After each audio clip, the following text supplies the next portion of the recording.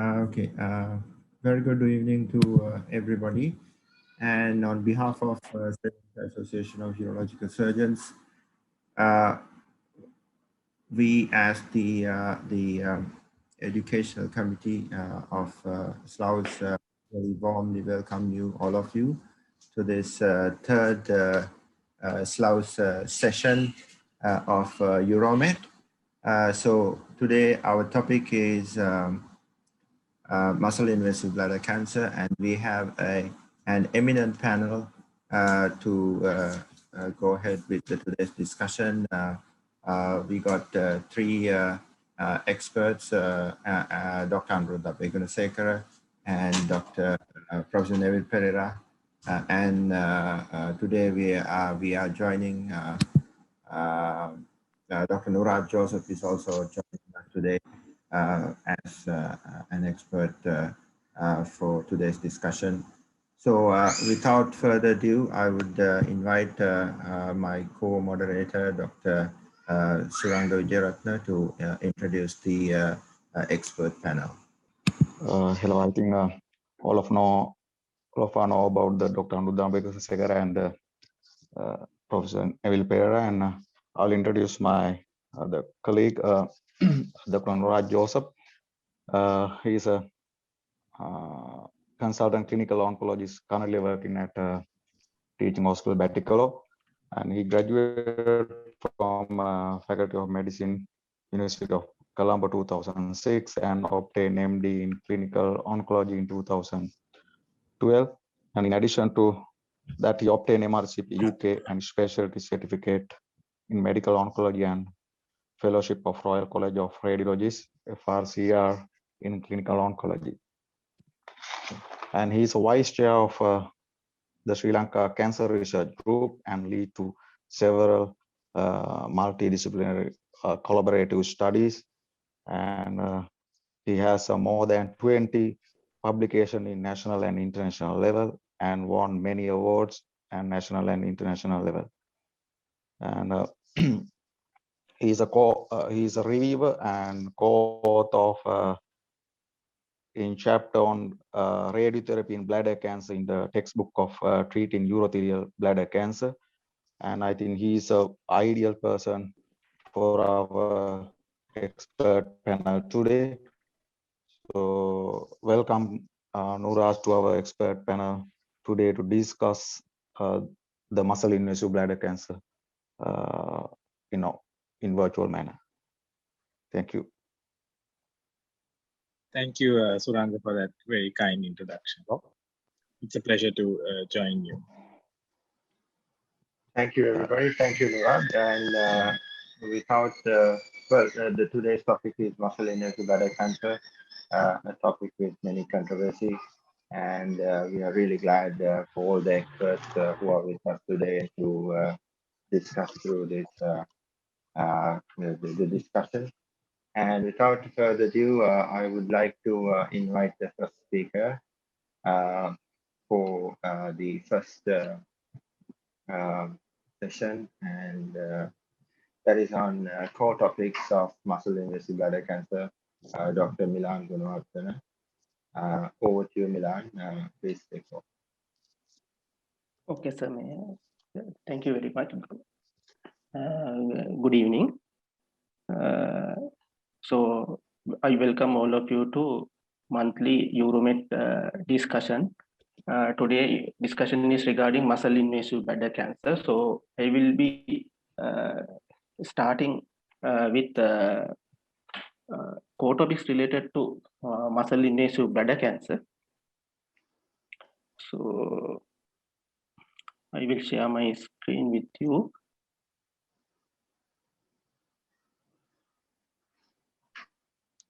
So can you see the screen, sir? Not yet, Milan. Not yet. Just lower down. The green one is the share screen. Have you loaded your presentation? Yeah. All right. Yes, we can see. Okay, sir. Okay, sir. So I will start with core topics related to muscle invasive bladder cancer. So let me start with the epidemiology related to bladder cancer. So in international wise, bladder cancer is the 7th most common cancer in males. But if we consider both males and females, it is the 11th most common cancer. So 25% of bladder cancers, they are muscle invasive bladder cancers. So when considering about the incidence rates and the mortality rates, we consider about 8 standardized incidence rate and the 8 standardized mortality rates. So when considering the incidence rates worldwide, it is most common among men. When considering the European countries, it is highest in Belgium and lowest in Finland. As it is most common among males, the mortality rate is also high among males. So when considering the epidemiology related to Sri Lankan data, so I took this graph from Anuruddha Begunasekara's research article, and it nicely summarizes almost all the research articles related to bladder cancer done up to 2014. And according to that research article, as in worldwide figures, in Sri Lanka also bladder cancer is more common among males. And average age of presentation is around 65 years, and the most common histopathological type is the urothelial cell carcinoma. It contributes for about 85 to 90% of bladder cancers. And the second most common subtype is the squamous cell carcinoma, which contributes about 4 to 5%. And adenocarcinoma is relatively rare, and it is about 1 to 2%. And carcinoma in situ is even very rare, and it is less than 1%. And muscle invasive bladder cancers, they are usually around 40 to 45%. So these are the epidemiology related to Sri Lankan figures.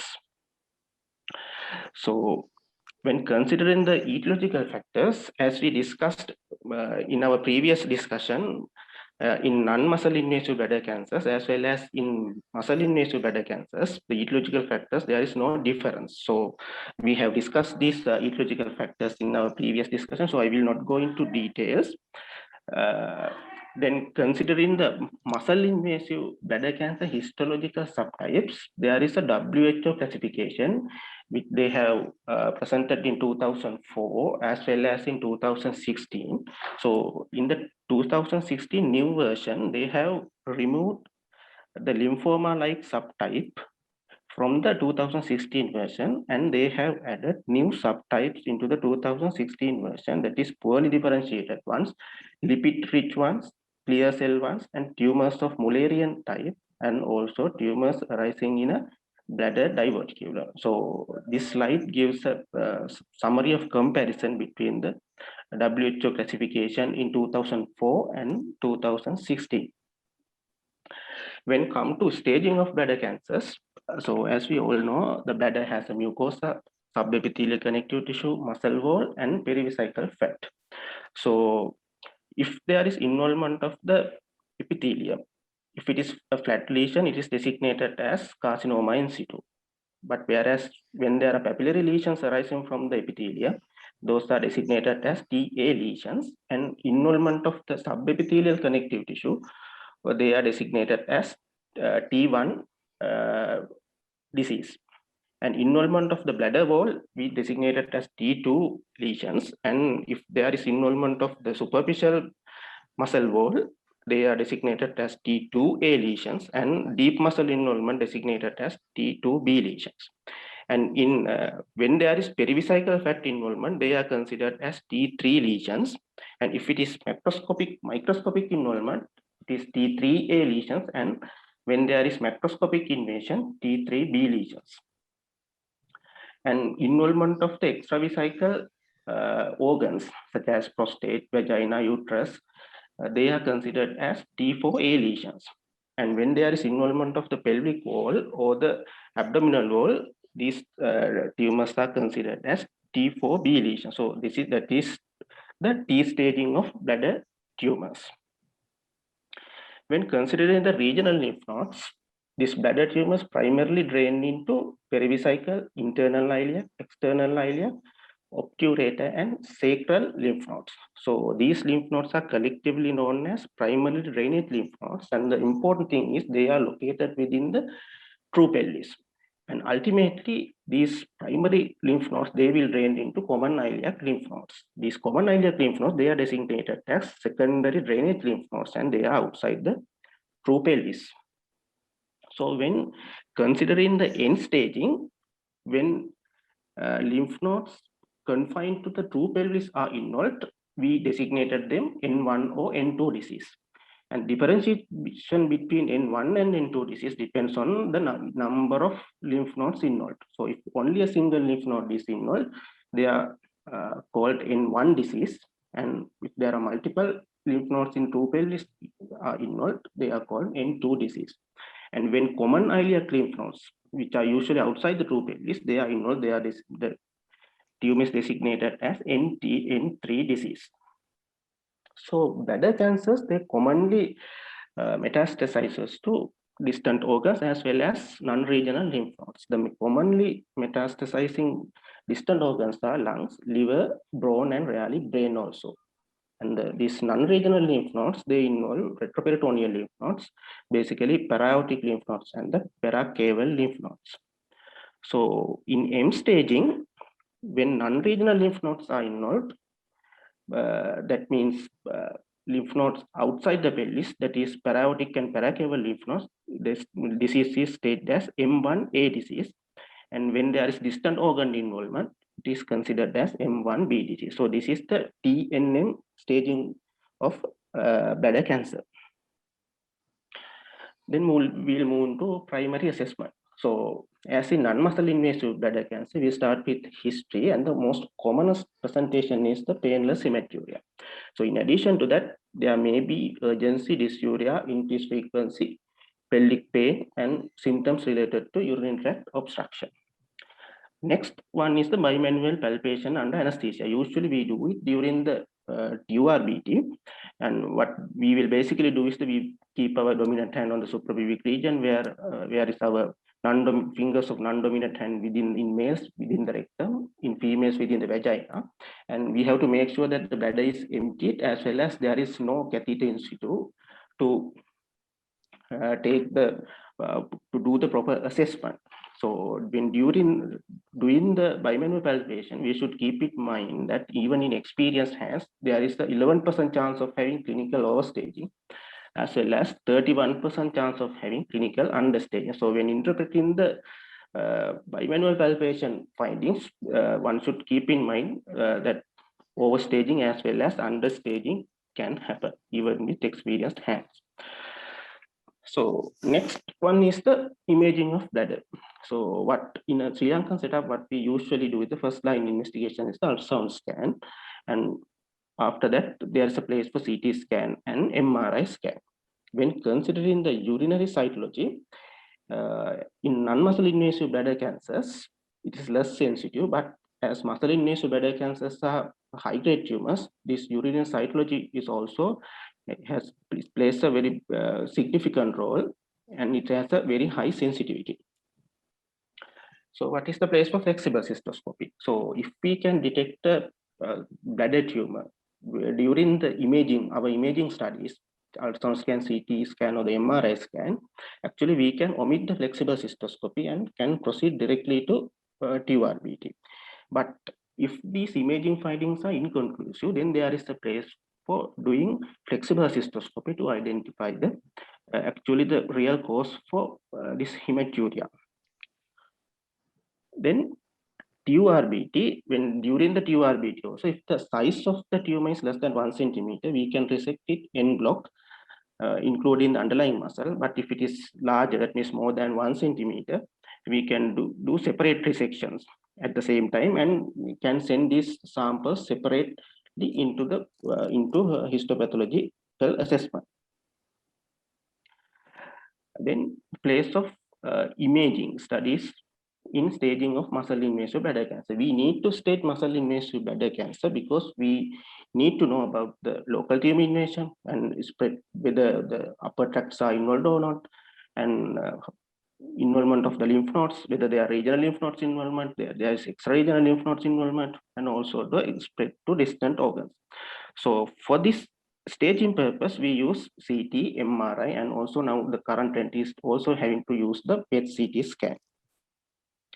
So the main aim of this T-staging of the bladder tumors is to principally to detect the whether the lesion is T3B or higher. That means whether there is extravesical macroscopic involvement of extravesical fat or whether there is involvement of the adjacent organs. But the important thing is these imaging studies, they are unable to accurately diagnose this microscopic invasion of perivesical fat. That means they cannot, difficult to differentiate between T2 lesions and the microscopic involvement of the extravesical fat. So when considering the CT scan is not very sensitive to diagnose TA lesions to T3A lesion. That means from the papillary lesions to microscopic invasion of extravesical fat, but it is very useful to detect involvement of perivesical fat or the adjacent organs, and its sensitivity is around 89 to 91% and specificity is 92 to 95%. And when doing the CT, this timing of it in relation to TURBT also very important, because if we do the CT after the TURBT, then there is an inflammatory artifact which will be mistaken for T3 disease. So if we are doing TURBT, if we are doing the CT after the TURBT, it's better to wait for about at least 7 days before doing the CT. Then what is the place for MRI? So as we all know, it has superior soft tissue contrast resolution compared to CT. So it is when differentiating organ confined disease from the non-organ confined disease, that is sensitivity of about 90.5% as well as specificity of 60%. And to increase its accuracy, we can use dynamic contrast media, so which is called dynamic contrast enhanced MRI. So when we are using contrast media, basically the gadolinium based contrast media, we should keep it in mind that we should be cautious to use them in the patients with impaired renal function, because they will lead to nephrogenic systemic fibrosis, specifically if the EGFR is less than 30 milliliters per minute. When lymph node imaging, main imaging modalities are the CT, MRI, and PET-CT. These imaging modalities, they usually detect the size of the lymph node. So if it is in pelvic lymph nodes, if the size is more than 8 millimeters, or the abdominal lymph nodes in more than 10 millimeters, in maximum short axis diameter, so they will detect them as pathologically enlarged lymph nodes. So that means they depends the size of the lymph node. But if the size of the lymph node is normal, or if it's minimally enlarged, then they are having difficulty in identify the metastasis. So in normal size lymph nodes as well as in minimally enlarged lymph nodes, these imaging modalities, they have low sensitivity and specificity. But when comparing the lymph node assessment, both CT and the MRI, they have similar results in detection of lymph node metastasis. How we are going to assess the upper tracts? So what we commonly use is the CT urography, but in patients, those who are having allergy for iodinated contrast media, or patients who are contraindicated for radiation exposure, then there is a place for MR urography, which we use. What we use is the gadolinium-based contrast media. But what EUAU guidelines says is the CT urography is generally preferred to MR urography for evaluation of the upper tracts. So if there is any inconclusion in MR urography or the CT urography, we can proceed with diagnostic urography for further clarification. Then evaluation of distant metastasis. So the lung metastasis, NCCT is good enough, but what the EU guidelines says is for assessment of the liver metastasis, they suggest that MRI is the investigation of choice. Bone metastasis and brain metastasis, usually they are rare at presentation. So we are not routinely investigated these patients for bone metastasis and brain metastasis. But if the patients are symptomatic, symptoms related to bone metastasis or the brain metastasis are available, then we need to investigate these patients for bone and brain metastasis. When considering bone metastasis, MRI and the bone scan is available. What EAU guidelines says is the MRI is more sensitive and specific than bone scan. Then assessment of response to chemotherapy. So guidelines suggest that Milan, could MRI. I just interrupt you there? Okay, sir. Hello, Milan. Yeah, just Yes, a sir. small brief summary on imaging. So in a simple terms, if you take the imaging in non-muscle invasive bladder cancer, so what sort of inferences that you can give between the CT and MRI and the PET scan?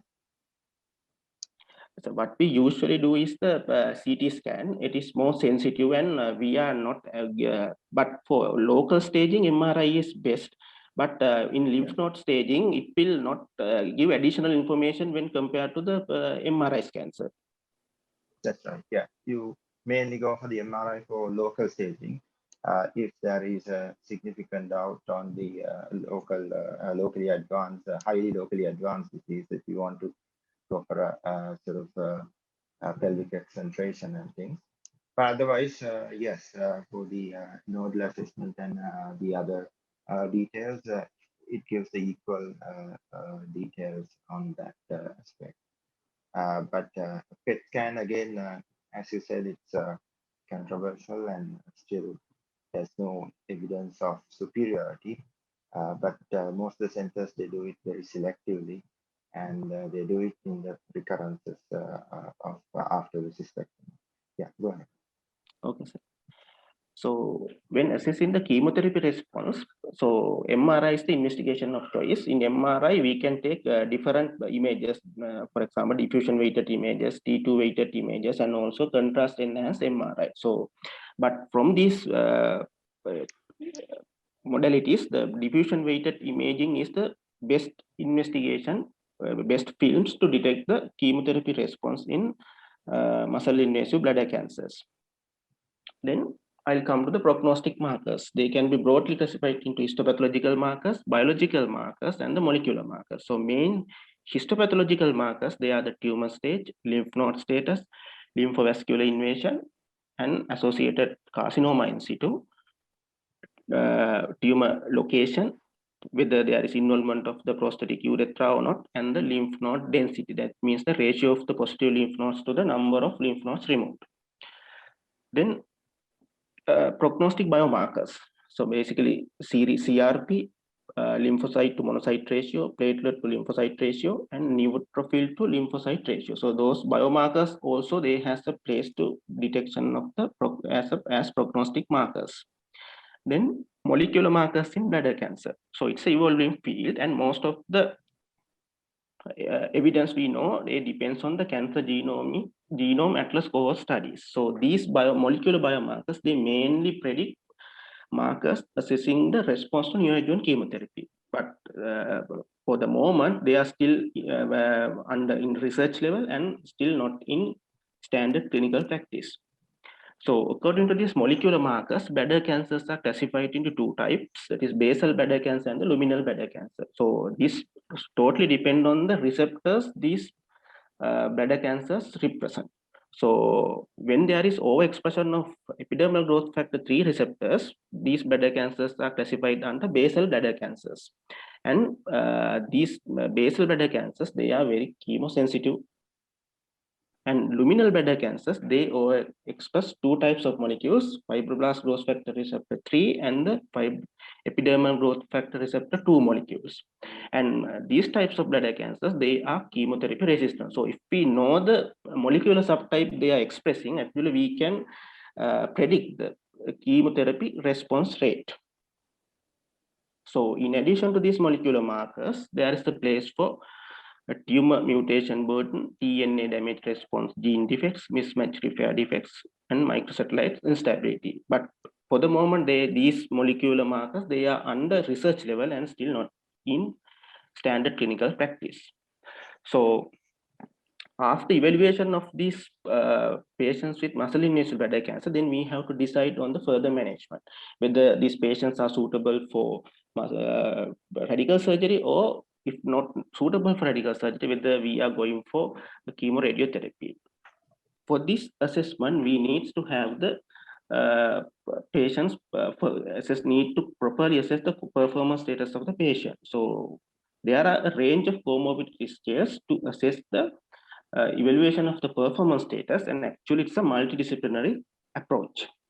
So the commonly used comorbidity scales are the Charlson Comorbidity Index and Eastern Cooperative Oncology Group Performance Status, what we call ECOG Performance Status, and the Karnofsky Index. But there are less commonly used one also, standardized geriatric assessment and the comprehensive geriatric assessment tools. So these are the core topics related to muscle invasive bladder cancer. So thank you very much, sir.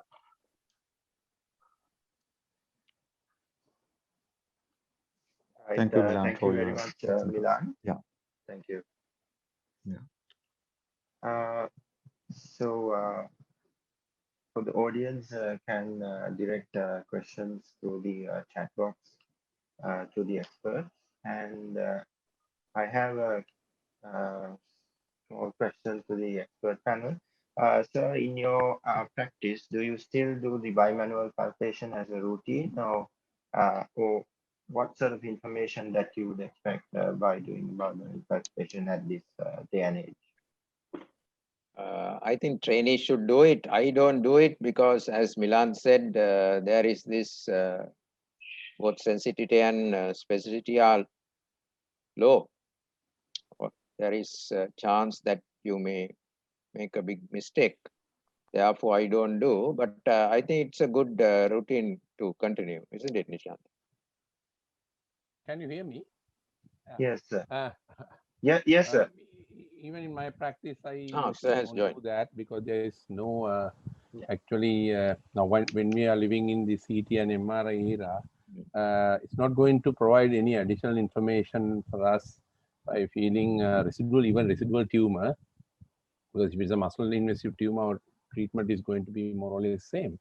So I think whether we are just mentioning it at exams, as a routine, I don't know. But I can't find a solid reason to continue that practice. But it's always better to do one, because you never know, you might find a prostate cancer which is associated. When you do cystoprostatectomy, in one series it shows 25%, 25 to 30% of them have prostate cancer, concomitant prostate cancer.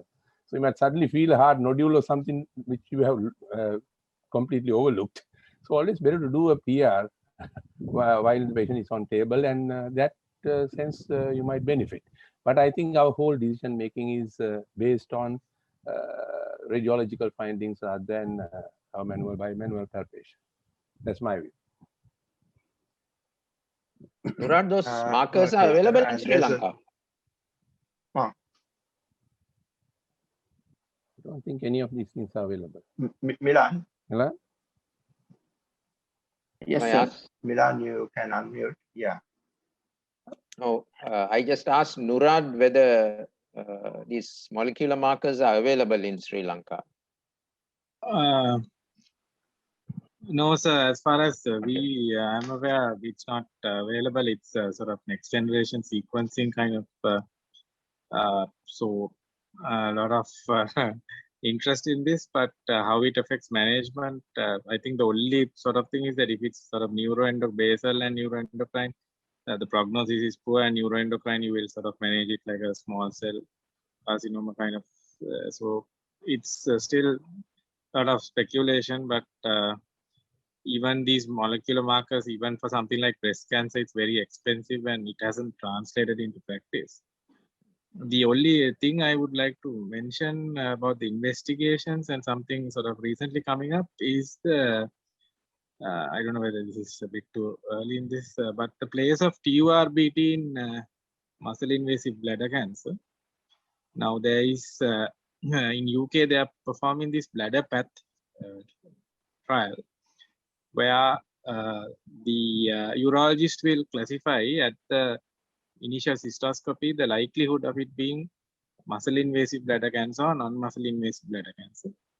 If the urologist says that muscle invasive bladder cancer is likely, then this trial will randomize into the standard pathway and then go another pathway where they skip the TURBT and will do an MR scan. And after the MR scan, based on that, again, it is classified into non-muscle invasive or muscle invasive. If it is muscle invasive, then they are offered the standard treatment, cystectomy or radiotherapy or whatever. So the value of TURBT in muscle invasive bladder cancer is being questioned. And so the MR scan is sort of being used to predict whether it's predict between muscle invasive bladder cancer and non-muscle invasive bladder cancer.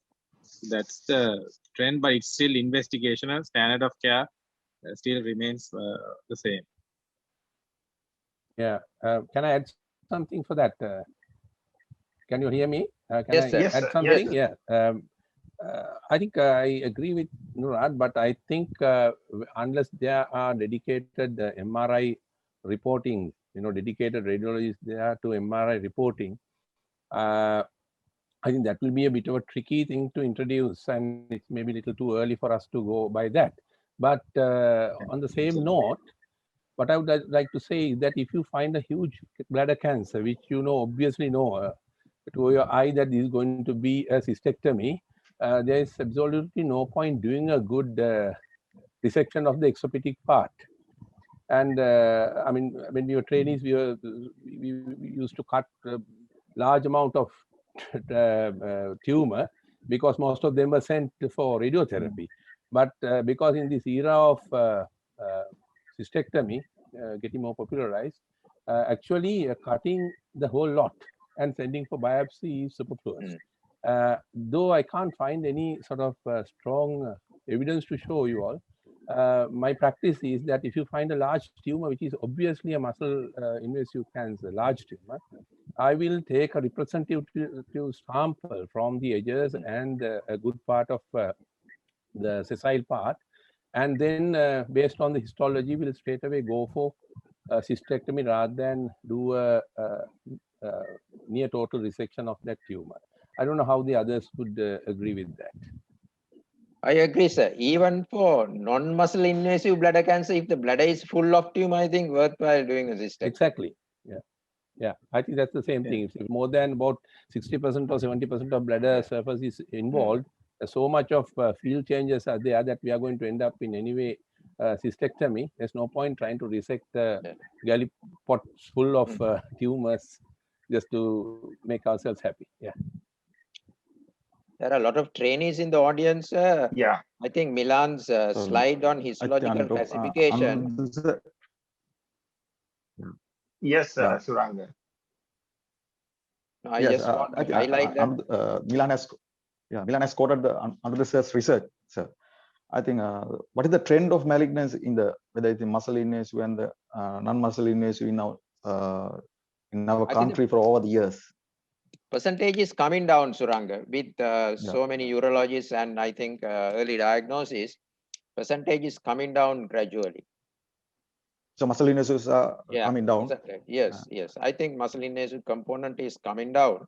Hopefully, with more urology units coming up, it will come down further. May not reach the levels of the developed world, but I feel that it will come down with the COVID pandemic. Of course, there may be a hiccup, but that should be the trend. The other point I want to tell was just for the registrars that there is nothing called transitional cell carcinoma of the bladder now. If you look at that slide Milan showed about histology, it is a urothelial carcinoma. Please remember that. Don't mention about this transitional cell carcinoma anymore. And also using the word mucosa for the bladder. The bladder doesn't have a mucosa because there's no mucus secreting cells. Bladder doesn't have a mucosa, so it's always referred to it as urothelium. Thank you, sir. Again, very interesting, Nurad. I think you must be mentioning Jim Cato's recent trial that they are doing with the directly going ahead with his cystoscopy and then go for the further radical treatment. Well, this is also related to the same thing, which we have been asked by Balagobi that could we proceed straight away to the radical cystectomy without histology? But I don't know if I'm wrong. As far as I heard, he's usually taking a representative office biopsy while doing the sort of cystoscopy, isn't it? Yes. So TURBT is the one that is sort of being skipped there. The biopsy is essential. Histological confirmation is imperative. Yeah, great. Then there's another question to the expert. If a hematuria patient presents with obvious bladder mass in the ultrasound scan, would you do a PSA before TURBT for the expert to answer? Neville, sir, what do you think? Yeah, I think as I was mentioning, I think there is one series shows that it's a reasonable series which shows 25 to 35% of time you find prostate cancer in cystoprostatectomy specimens. So with that incidence, which is fairly significant, what I find is that I would rather go for I mean, there's no point doing a PSA if the pathology specimen is going to come out and then they are going to check it under microscope and they will find the prostate anyway. But doing it as a preoperative assessment routinely, I don't do it in my practice unless he has a family history or strong family history or anything.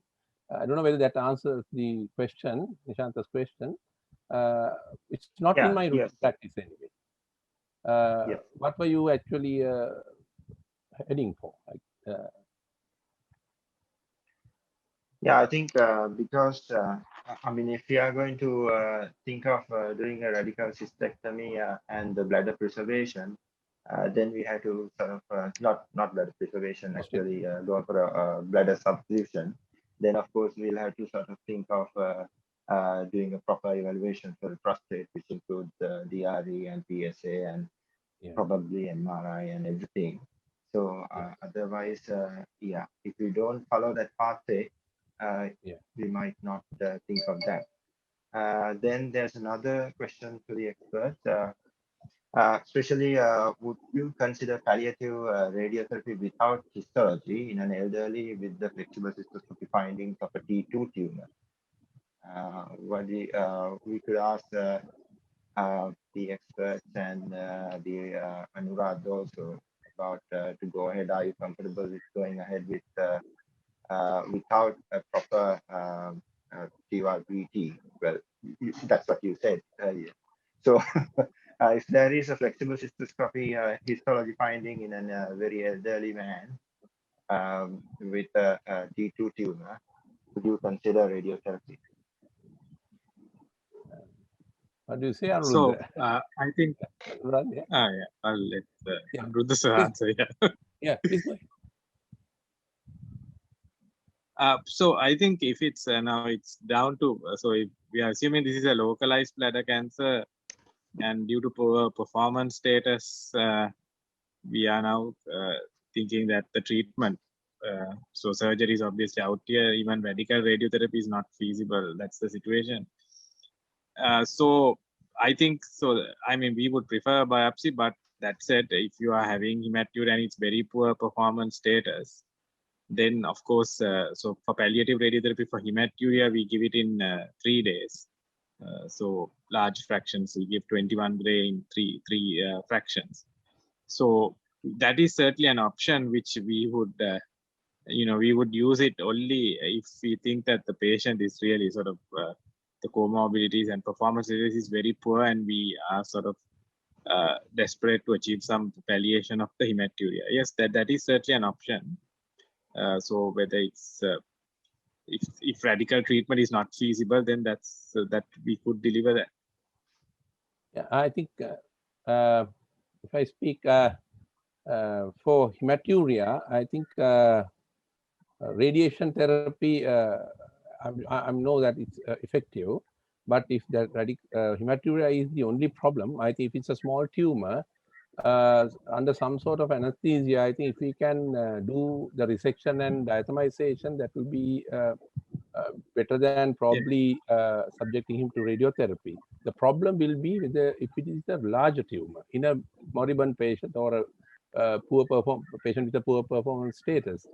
A larger tumor, the hematuria continues and we can't do much. I think maybe a therapeutic embolization has worked in hands in certain occasions. If it is continuous hematuria, internal iliac embolization works very well bilaterally. That is only for large tumors. Yeah, but radiotherapy is also for in contrast to renal tumors. For urothelial tumors, radiotherapy can achieve some control of hematuria. But I agree, certainly the endovascular options should also be considered. Thank you. Just a small question to Aniruddha sir. Sir, in your series, worldwide, it is mostly the muscle invasive diseases, so it's a slightly high female preponderance. And what do you think about the Sri Lankan scenario? Have you seen anything like that, or is it the same? Question was not clear, Nishant. Can you just repeat it? Yeah, in the worldwide, many of the series, muscle invasive diseases shows a slightly high preponderance in female, if you consider. But I mean, if you take the bladder cancer incidence overall, it is mostly the males, but muscle invasive has slight tendency to the female. Is there any difference in Sri Lankan data, sir? I can't remember exactly, Nishant. I think there was an article in Ceylon Medical Journal recently published from Sirosha Gunawardana's unit and written by Umesh Jayaraja, who concentrated on urothelial carcinomas of the bladder, I mean in women only, his series. Yeah. I think if you read that article, if Umesh is in the audience, I think he can post the answer to this question. Probably must be in the audience. Okay. But you can go ahead with this thing until we get an answer. Yeah, thank you very much. So I think we can go to the next section, Suranga.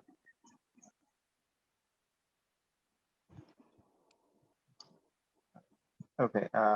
So the next presentation is by Dr. Achudan. It is on muscle invasive bladder cancer, management of muscle invasive bladder cancer. So I'll invite Achudan to go ahead.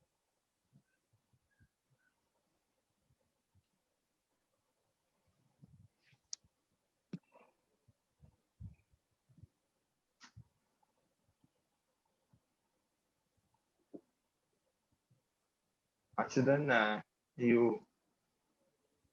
can you unmute yourself, please?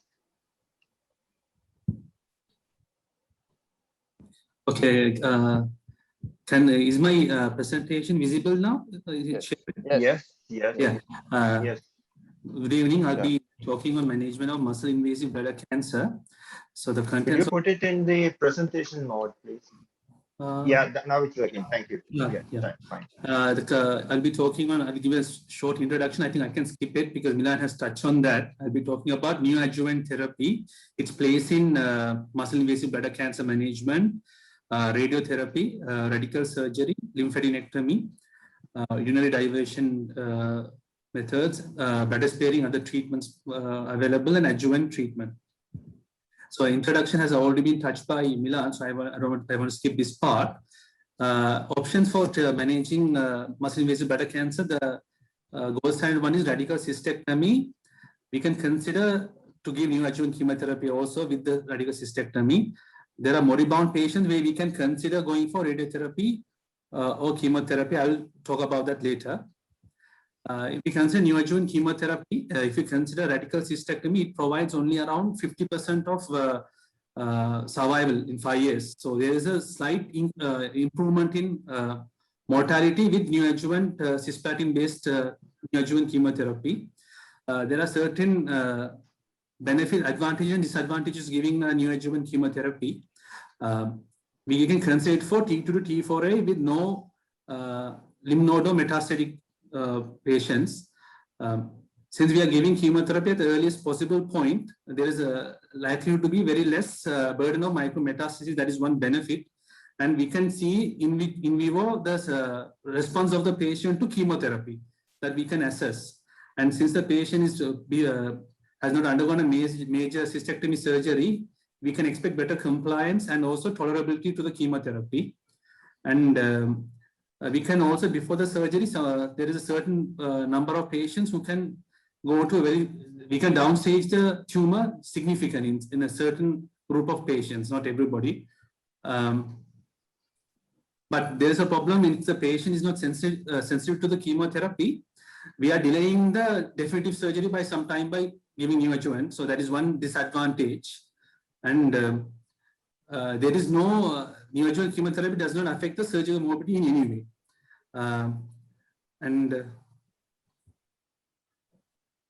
So when we are considering neoadjuvant chemotherapy, we are providing cisplatin combination chemotherapy. Monotherapies are not recommended.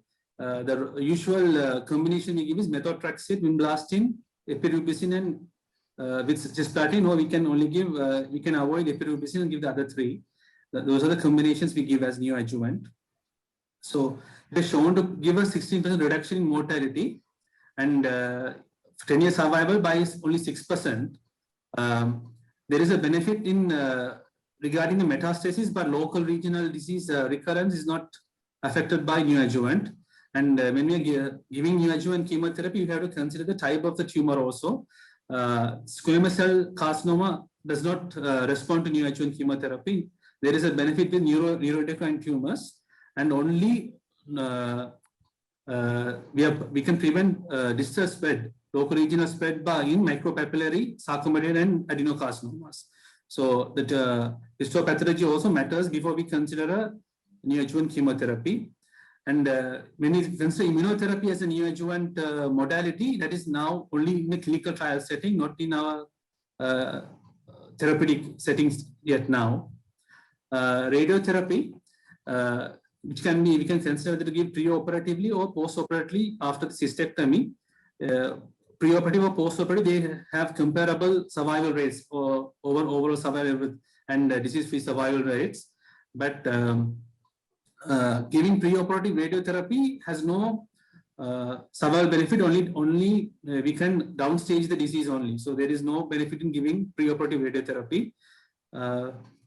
And radiotherapy pre-operative is contraindicated. We are planning for a urinary diversion method with radical cystectomy. If we consider radical surgery, the standard treatment is muscle invasive cancer is radical cystectomy. But before we consider this major surgery, we have to see the life expectancy of the patient and his performance status and comorbidities. The timing for the surgery, it's recommended to do the surgery within 90 days of diagnosis of muscle invasive cancer. Indications for radical cystectomy, apart from muscle invasive bladder cancer, we can also consider for PT1, G3 tumors, which are BCG refractory, relapsing, or unresponsive tumors. Also, we can consider, and like we had a previous discussion, extensive papillary disease. Also, we can directly consider for radical cystectomy without wasting our time on in those conditions.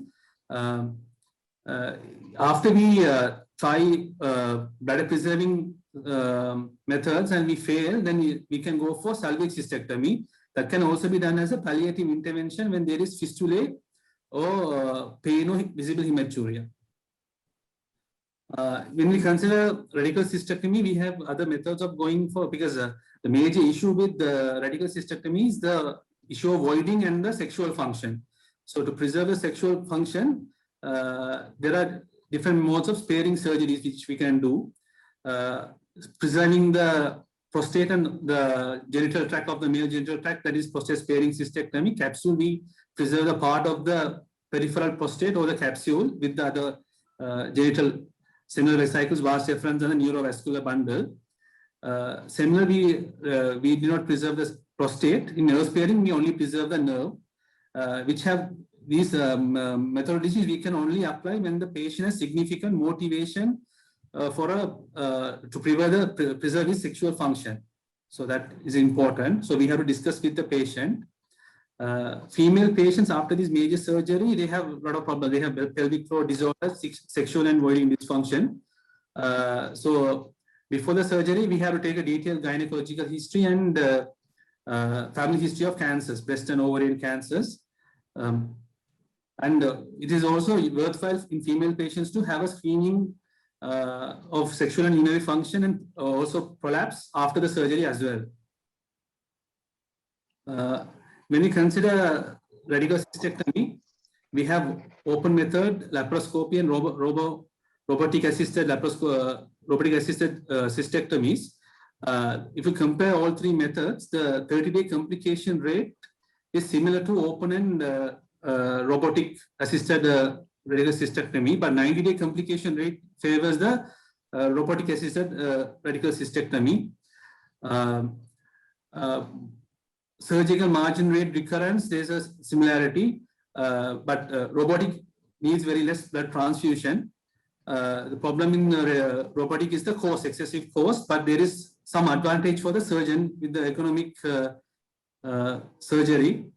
But whatever technique that is used, the ultimate outcome is mainly dependent on the surgeon's experience and the caseload of the institution involved. So the technique won't affect the outcome ultimately. If you consider both open and robotic, there is comparable cancer-specific survival and overall survival rates and recurrence rate. There was a discrepancy about the metastasis because they had missed the port-side metastasis in robotic surgery. So that was initially considered that open surgery has more abdominal metastasis, but that was actually a mistake. When we consider robotic surgery, we can have intracorporeal or extracorporeal reconstruction. Intracorporeal reconstruction has higher complications, but shorter operative time. There's a study called the CORAL study, which compared all three techniques of cystectomy and the complication rates. And only during the first 30 days, there was a significant complication in the open method. But when we go past the 90 days, there was similar complication rates by the Clavian classification. So all three were comparable after 90 days. In radical cystectomy, there is Achyutan, could I just disturb you? Yes, sir. If you compare all these methods like the laparoscopy, open, and the robotic, so what is the sort of proven advantage of minimal invasive methods compared to open methods?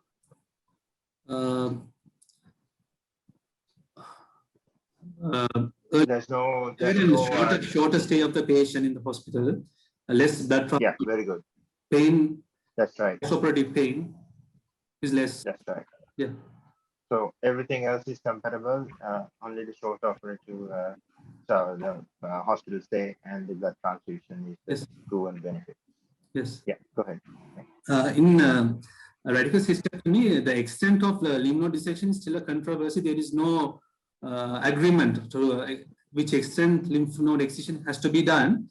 This can be done as a therapeutic procedure or for a staging purpose as well.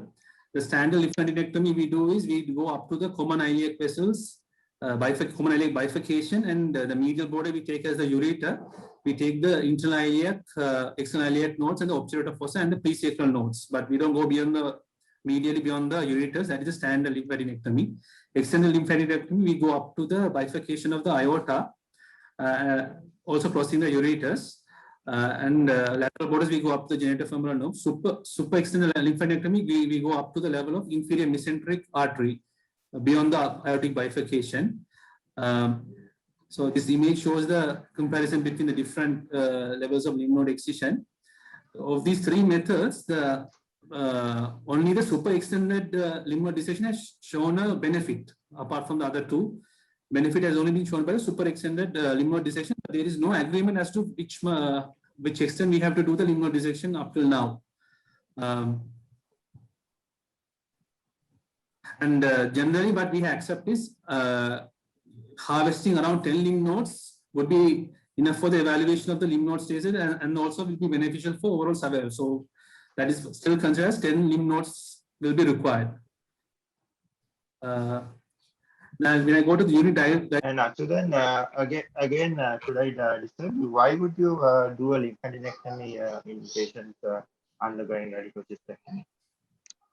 there are two purposes. One for survival benefit.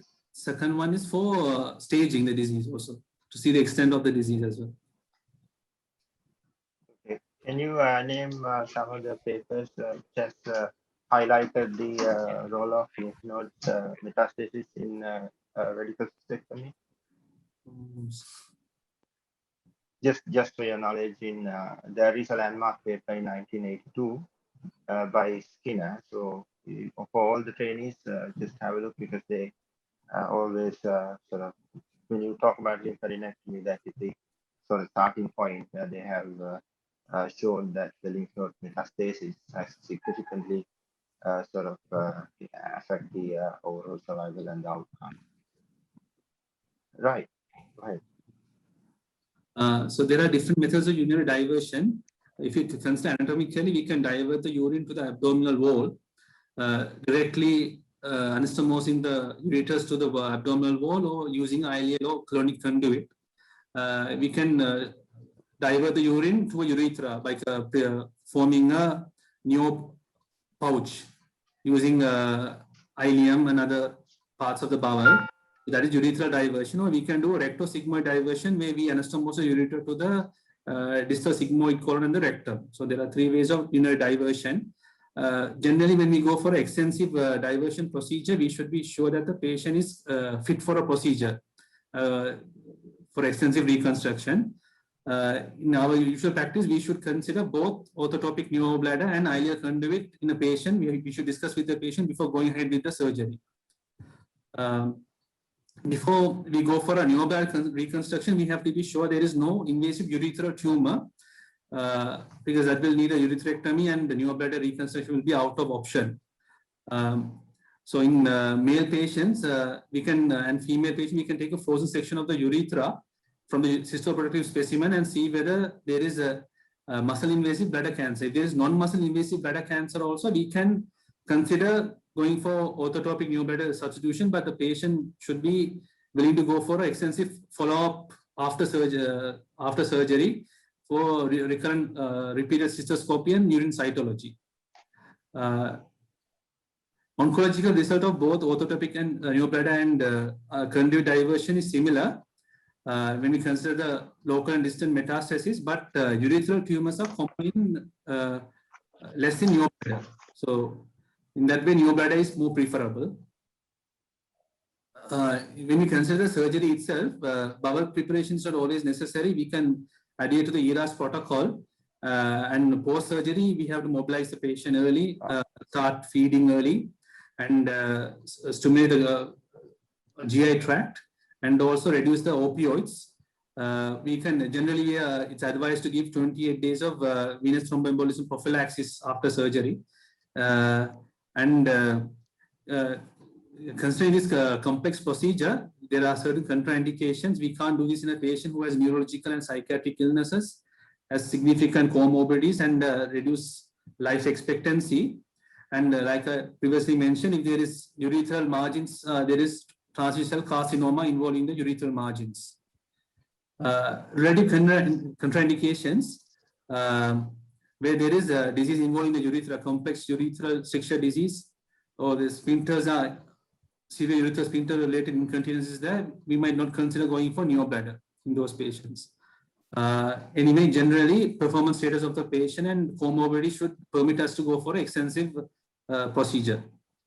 If we consider ileal conduit and neobladder after the surgery, the decline in kidney function is not significantly different in both methods. If I go into different urinary diversion methods, sorry. Actually, Yes. hello. Yes. Actually, then what is the best? Yes, what is the best bowel segment to make a neobladder or conduit? Distal Out of the three you mentioned in the ileum or cecum or sigmoid? Distal ileum. What is the best one? Ileum. Yeah. So for any reason? Any particular reason All for right. your Okay. answer? Any reason? Yeah. Reason? Mobilization would be easier. And it is more distensible, and you can make a low pressure reservoir actually. Yes. Okay. Organization also. Right. Okay, proceed. If you can say ureterocutaneous stomy, we can, so we are diverting the ureters to the abdominal wall. This is the simplest procedure, and so this is preferably in a moribund ill patient. This is our preferred method of diversion.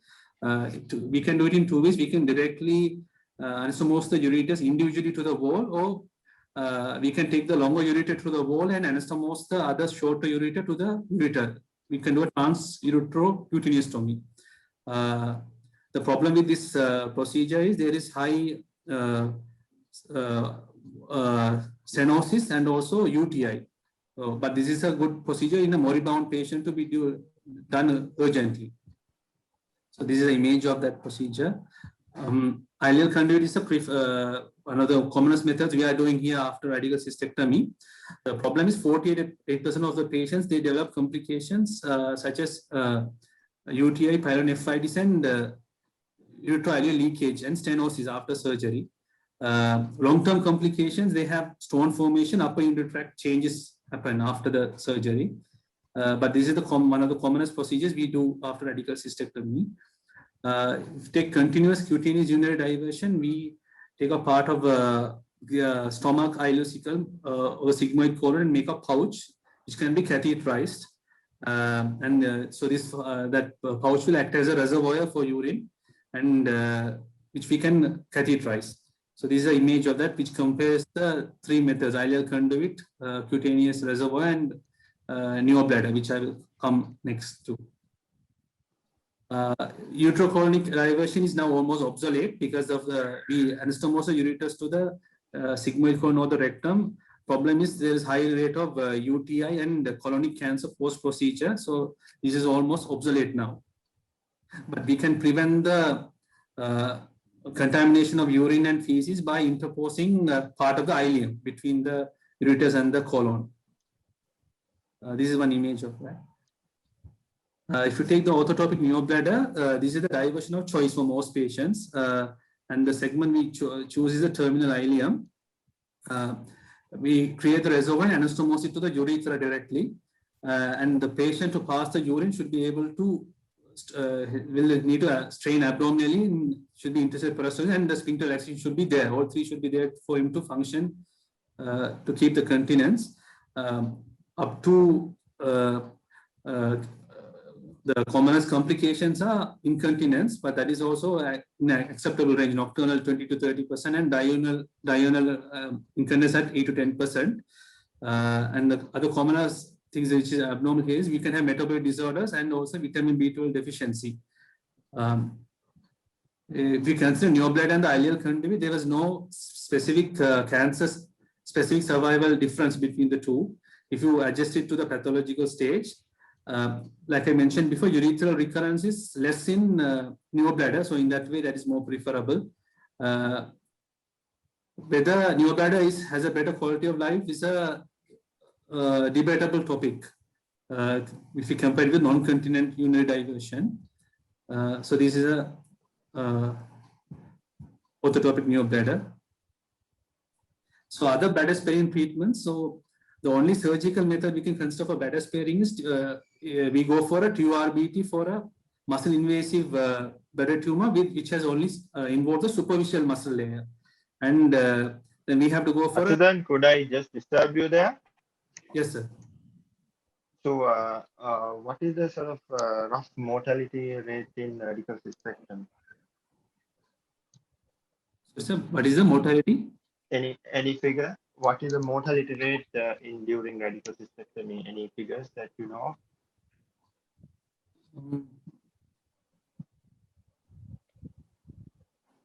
No, sir. Yeah, even in the best of the centers, it's given around 3 to 6%. So Do you have any idea why why it is a procedure with such a high mortality?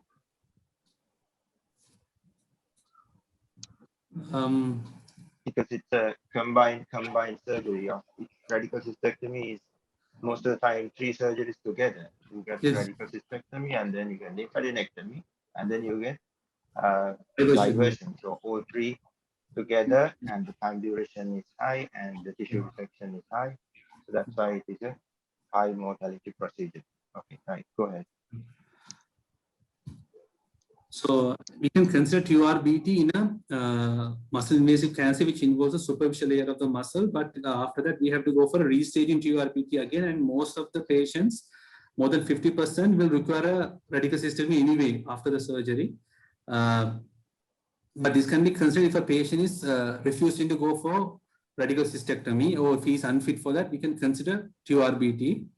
Other bladder sparing methods, we can do radiotherapy, but generally radiotherapy is not recommended as a substitute for radiotherapy.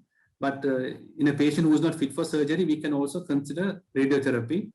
The response is dependent on the tumor size, coexisting hydronephrosis, and the completeness of the initial TURBT. And better response will be there for a lower stage tumor. And we have special methods of targeting only the tissue which is recurrent, prevent the exposure to the surrounding tissue. We can use intensity modulated radiotherapy. Chemotherapy is usually not preferred as an individual treatment modality for muscle invasive bladder cancer, but certain highly selected patients have shown a significant downgrading of the tumor, but generally it's not recommended to be used as an individual therapy. Another method is we can use multi-modality bladder preserving treatment where we combine TURBT, chemotherapy, and radiotherapy. So here we have preferred method of radiotherapy is intensity modulated radiotherapy and image-guided radiotherapy. With that, we will be using chemotherapy agents which are radiosensitizers such as cisplatin to promote further response. And this can be only attempted in a patient with T2 cancer, and there is no carcinoma in situ. Also, only we can try this treatment method. If you consider adjuvant treatment, we can consider giving adjuvant cisplatin-based combination therapy in a PT3-4 patient with lymph nodes if there is no individual chemotherapy given. But this is also still not recommended, is debatable. Benefits of giving adjuvant therapy, chemotherapy is we have an accurate pathological staging after the surgery, and there is no delay of the definitive surgery because we have already performed that. And the drawbacks is we don't know the response of the patient to chemotherapy, and this might be an over treatment. And since the patient has undergone a major surgery, there will be poor compliance and intolerability to chemotherapy. Immunotherapy, just as in neoadjuvant therapy, we can consider in as adjuvant only in a clinical trial setting. Thank you.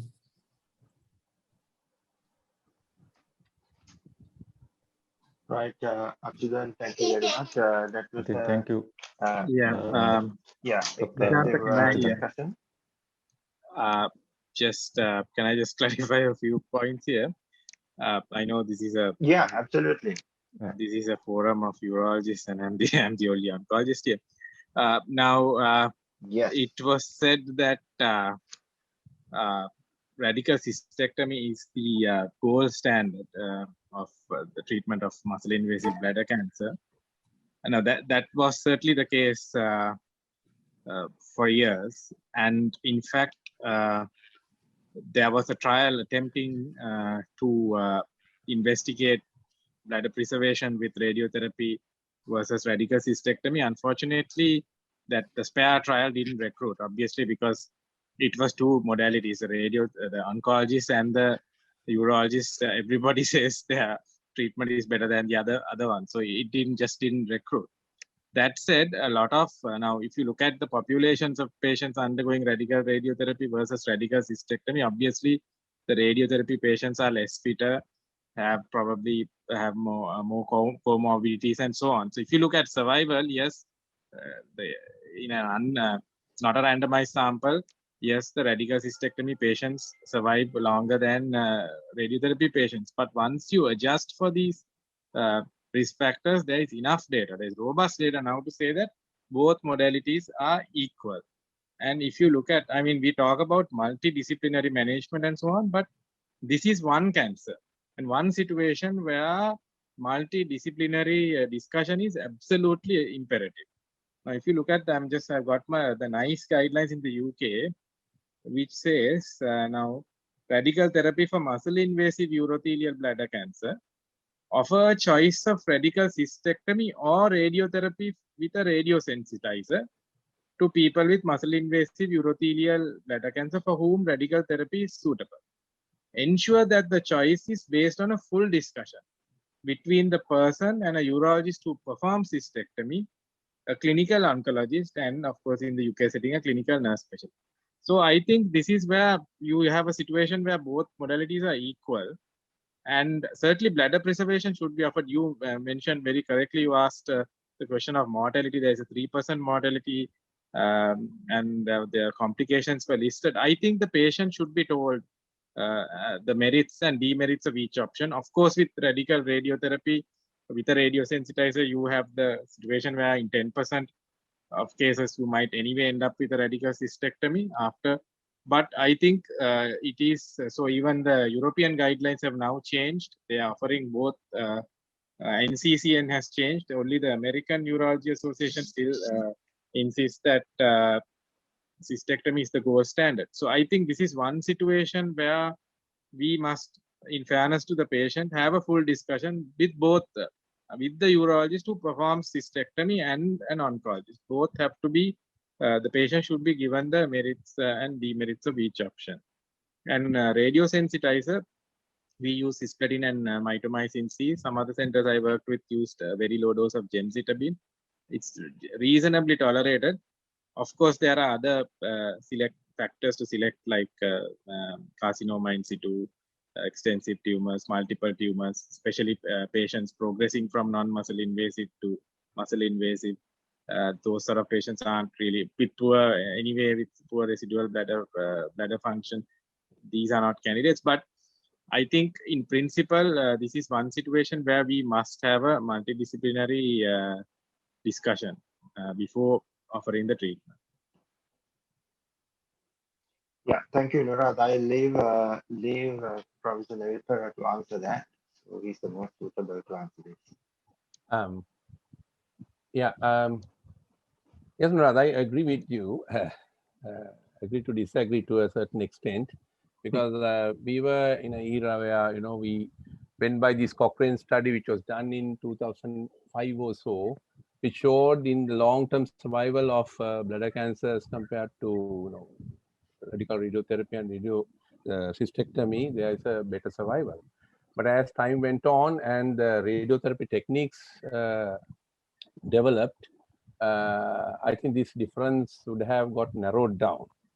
But I see a few problems in for muscle invasive carcinoma. I see a few problems in our part of the world recommending them pure radiotherapy, because one thing that we see, these T3 tumors, what we see here are very large bulky tumors.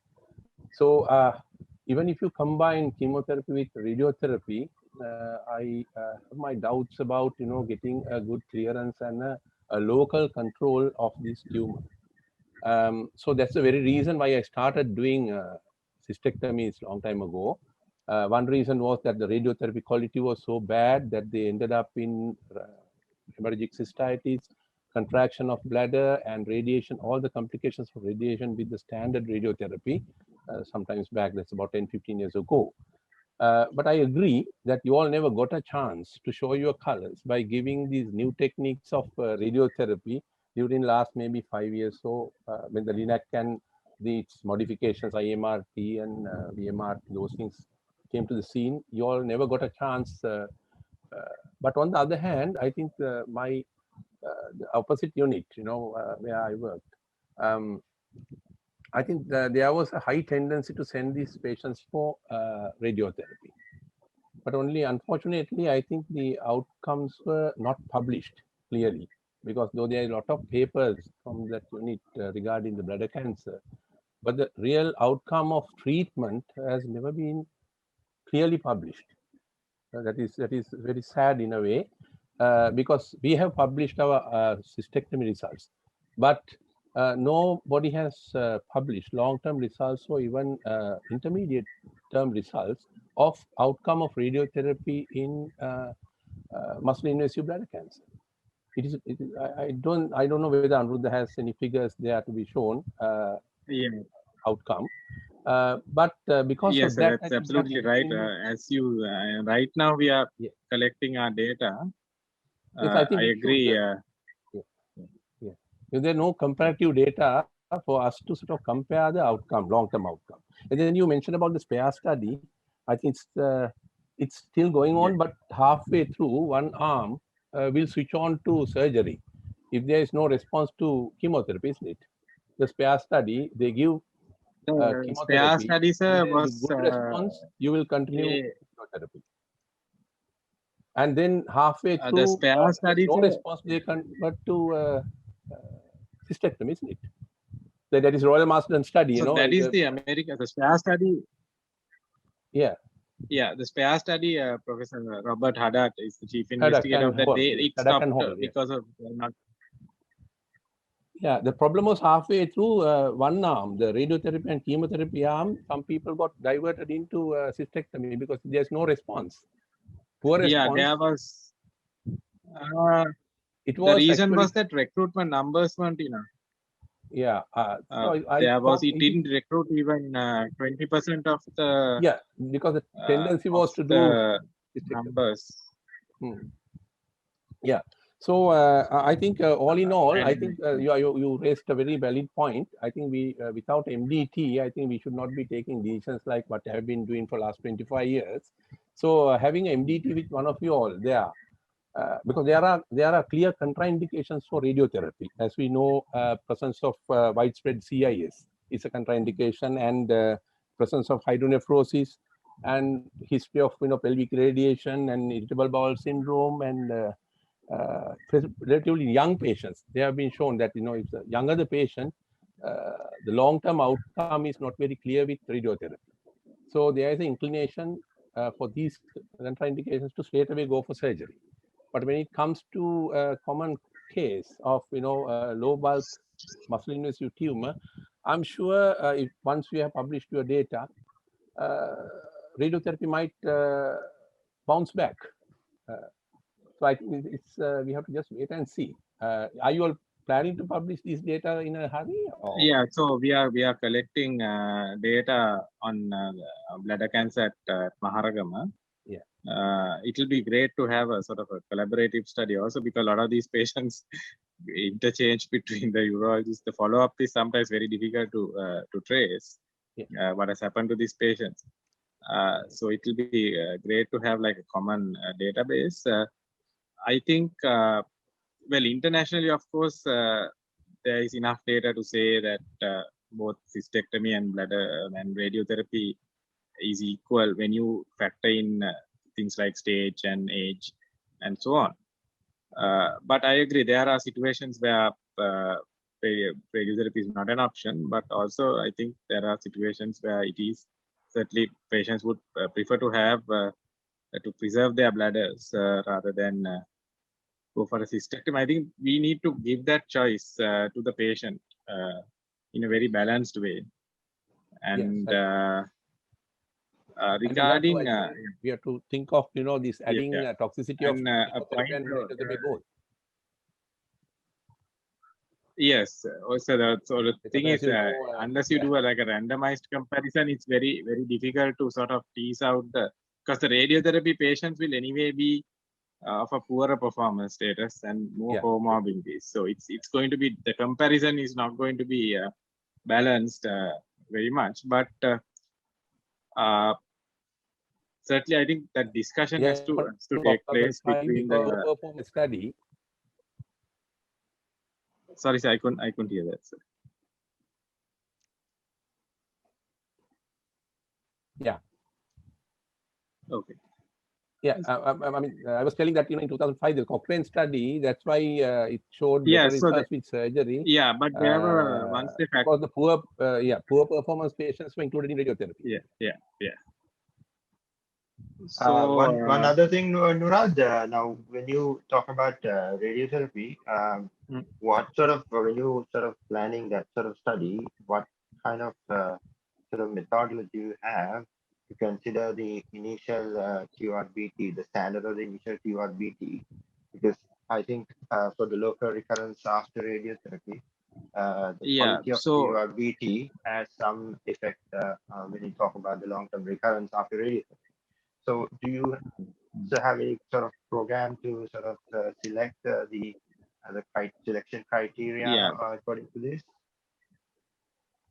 So this is what we are going to do, is a retrospective study, and it is obviously going to be limited with whatever the records that we have, but at least there is some data rather than no data. Right. The extent of TURBT is a prognostic factor, but so whether that is a predictive factor to select patients, because your inability to do a complete TURBT probably shows that this is a sort of an aggressive tumor in its own right.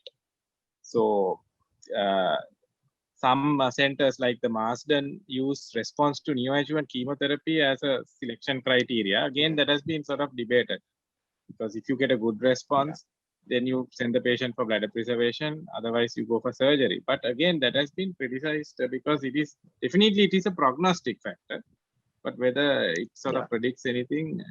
Two things to remember is the complications of rate of cystectomy, and also that the survival is about 50%,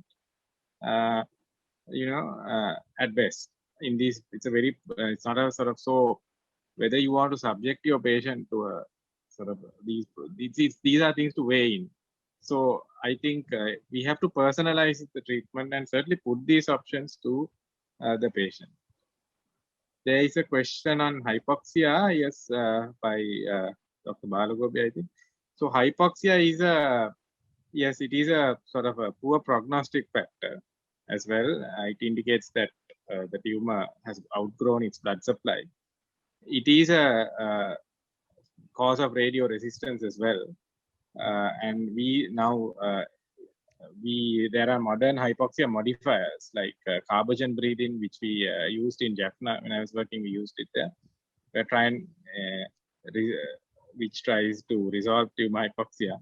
These tumors are poor prognostic tumors. So whether cystectomy, whether they are sort of suitable, more suitable for cystectomy is a bit, it's unknown. I think you don't treat this patient any differently, but certainly it's a poor prognostic factor, because hypoxia, when there's hypoxia, the tumor tries to metastasize. It's obviously, it cannot, that means the tumor microenvironment in the primary site is not conducive. It tries to then switch on the metastatic genes, and so it's actually a predictor of distant spread as well.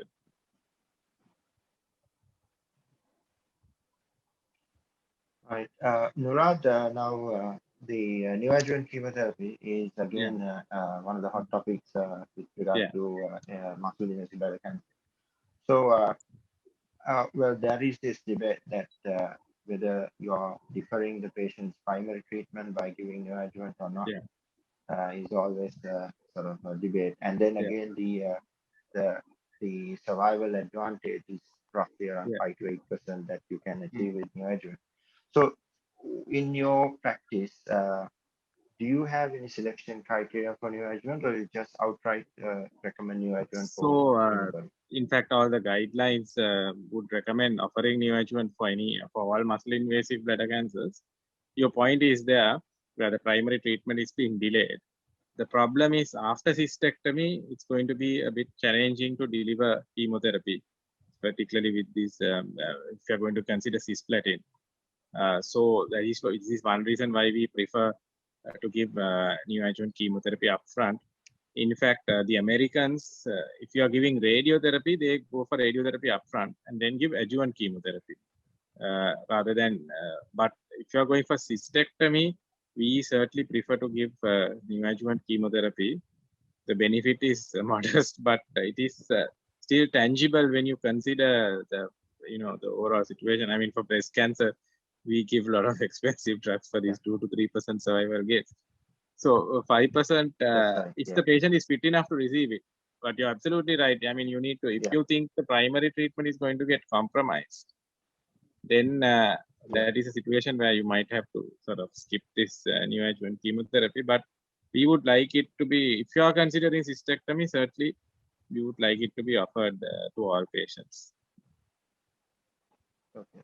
Because the center where we work, when we do cystectomies, we had a protocol like, you give neoadjuvant for everybody who's eligible, who's got good renal function, and every sort of contraindications are excluded.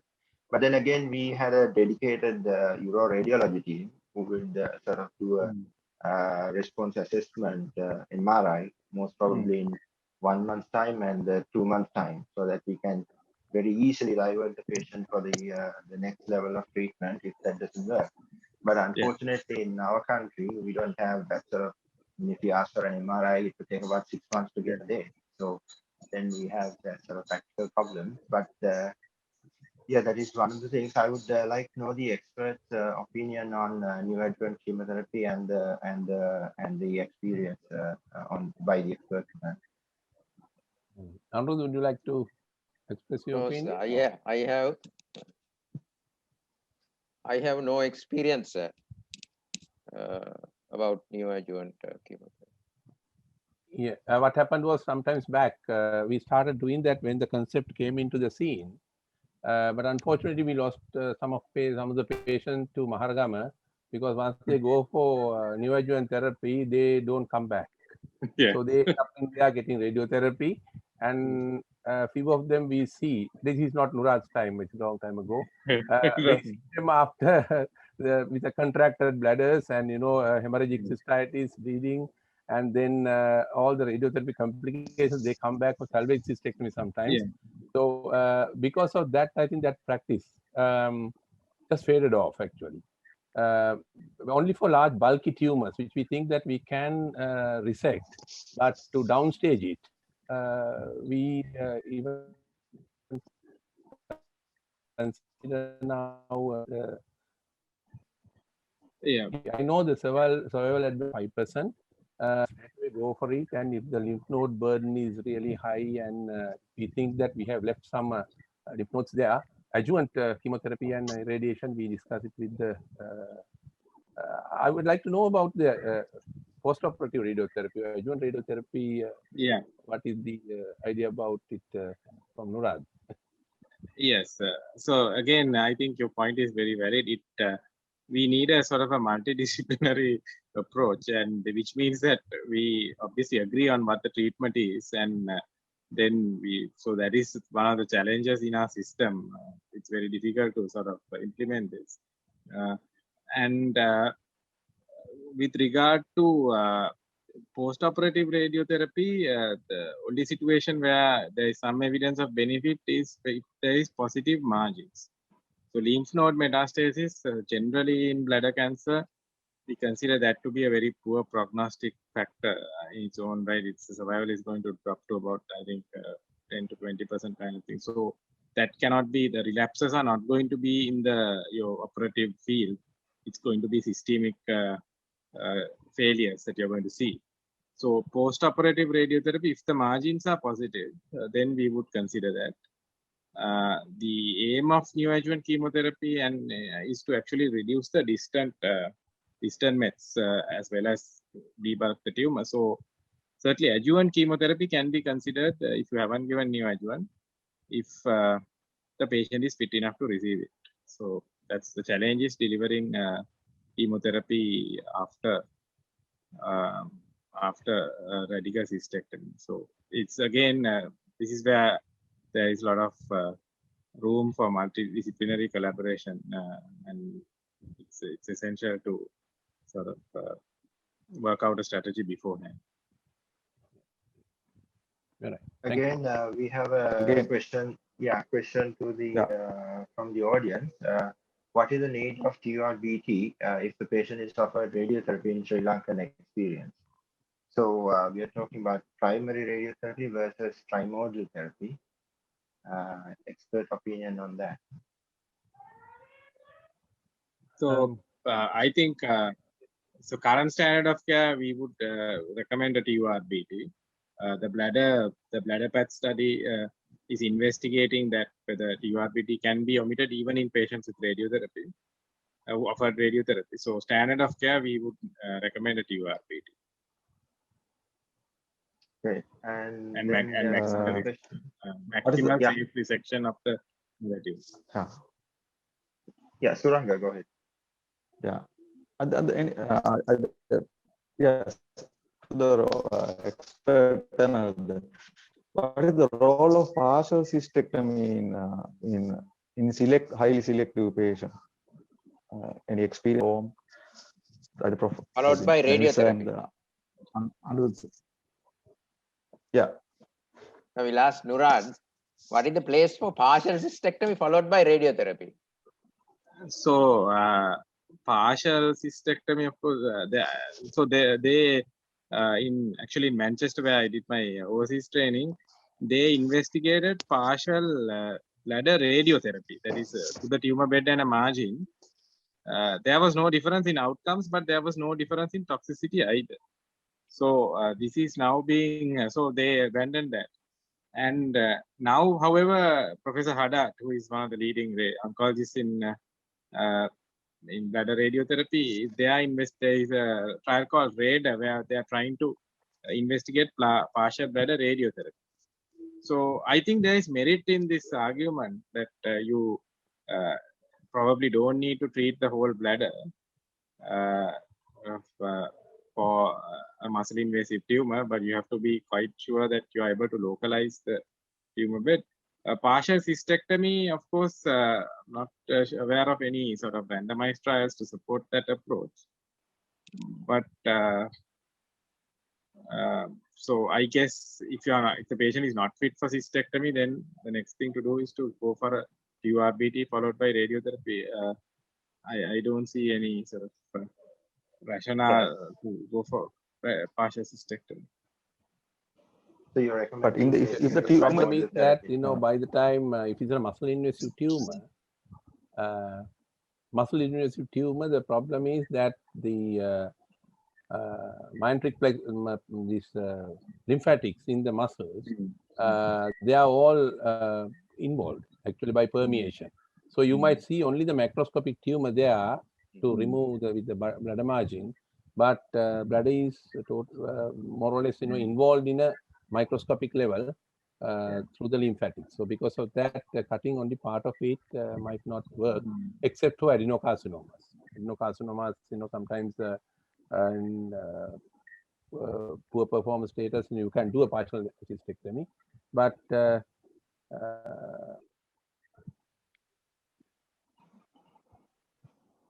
doing a partial cystectomy. Yeah. I mean, does Anuruddha do any partial cystectomy? No, sir. No. I just asked the question. No, I think I agree with you. I don't think partial cystectomy is a reasonable thing. Yeah, because I think the trainee should not. Yeah. No, I just asked for the fun of it. Because you are converting an organ confined disease into an organ confined disease by opening the bladder, the malignant bladder. So that the basic principle is still there, I think. Then there's another question to the experts. What are the sort of experience of the experts here about the choice of lymphadenectomy? Because there are, as Chudan has given, there are 3 types of lymphadenectomies: the standard, extended, and the super extended. And what are the experience of the experts on the types and the choice?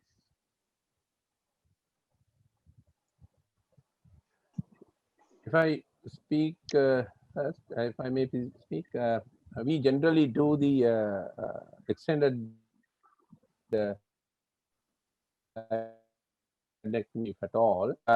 We don't go above beyond the true pelvis And unless there are palpable lymph nodes or visible lymph nodes or palpable lymph nodes, because in the long term, studies have shown that there is an advantage in getting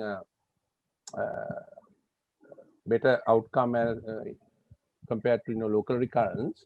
Our dissection stops at the bifurcation of the arteries and maybe at that level. So that's what I do. And unless there are palpable, no CT has shown lymph nodes extending beyond the true pelvis. I don't know what Anuruddha has to say. Yeah, I also have not done extended, this super extended dissections. We don't do so. Yeah. So in the center where I work, we had a sort of local guidelines. When we do a cystectomy, we usually assess the T stage, if anything about T3 and above, and as you said, that if there are sort of obvious nodes in the imaging, as well as lymphovascular invasion, and sometimes the advanced, again, the advanced disease with high evidence of hydronephrosis, we used to do a extended lymph node, but that is up to the bifurcation, but I haven't seen anybody resecting to the inferior mesenteric artery level. Then again, a question in the from the experts panel for the expert panel. Are there any studies which has compared the cystectomy with and without the pelvic lymph node dissections, which sort of assess the survival and disease-free survival? So, are there any prediction tools like the prostate cancer nomogram to predict the benefit of lymph node dissection? I think just as I mean, at the from the beginning of this question, I just have to say it is not just the survival, that it's also a prognosticate tool, the lymph node dissection and the lymph node positivity state. So, are you recommending any papers for this survival benefit? I'm not quite sort of, I'm straight away, I can't think of any names, but I'm pretty sure that initially it was only the cystectomy during the time we were trained as 25 years ago. But I think that is for last 15 to 20 years, there have been a number of papers to show that the local recurrence and the outcome was much better with the lymphadenectomy. So that has become an integral part of cystectomy, and that stays there. And I'm not sort of quite sure about the landmark papers if there are there, but the concept is now that you have to do a lymph node dissection, either standard or extended, for better survival. You have any names in your mind, Nishanta? I think I have seen a couple of papers by Tarin et al. It's one of the commonly cited paper, which has sort of it is actually not something which assess the surgery without lymph node dissection and with lymph node dissection. It is just a study which has sort of assessed the node specific survival rate. So if the node's negative and node positive, there's a marked survival difference, and so that is why it is not just the survival of advantage. It is a very, one of the best prognosticating tools that is available when you think about the prognosticating the muscle-invasive bladder cancer. I wonder whether anything that Balagobi has to add here. Balagobi?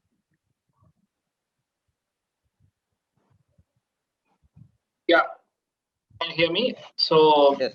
as Nebel said, it's lymphadenectomy is an integral part of management of muscle-invasive cancer. So we can't.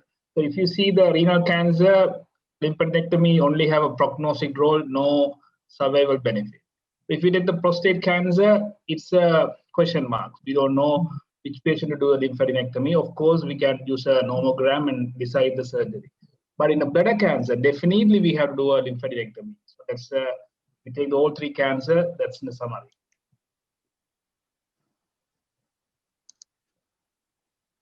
Thank you very much. So it's a very interesting topic, and there are so many questions to answer, and I would like to go ahead with the program because we need to stick to the time.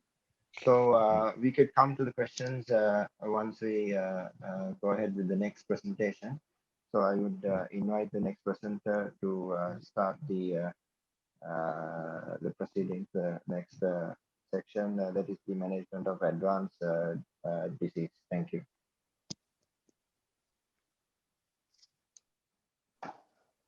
That is done by Dr. Gihan Agalawat. Gihan, over to you. Can you hear me? Yes, yeah. Yes. Yes, Can I see will your start slide. with management of advanced bladder cancers. So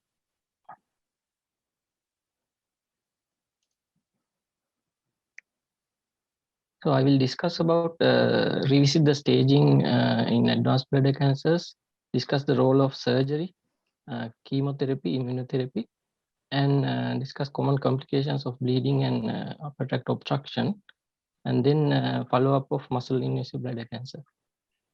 So locally advanced bladder cancers can be detected during preoperative assessment with our imaging CECT.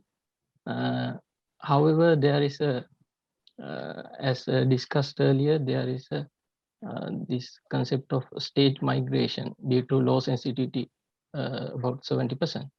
And intraoperatively, we might detect local extension and lymph nodes previously not detected during the surgery, and also postoperative with the pathological staging with especially regard to T3 microscopic involvement, T3A, and lymph node involvement.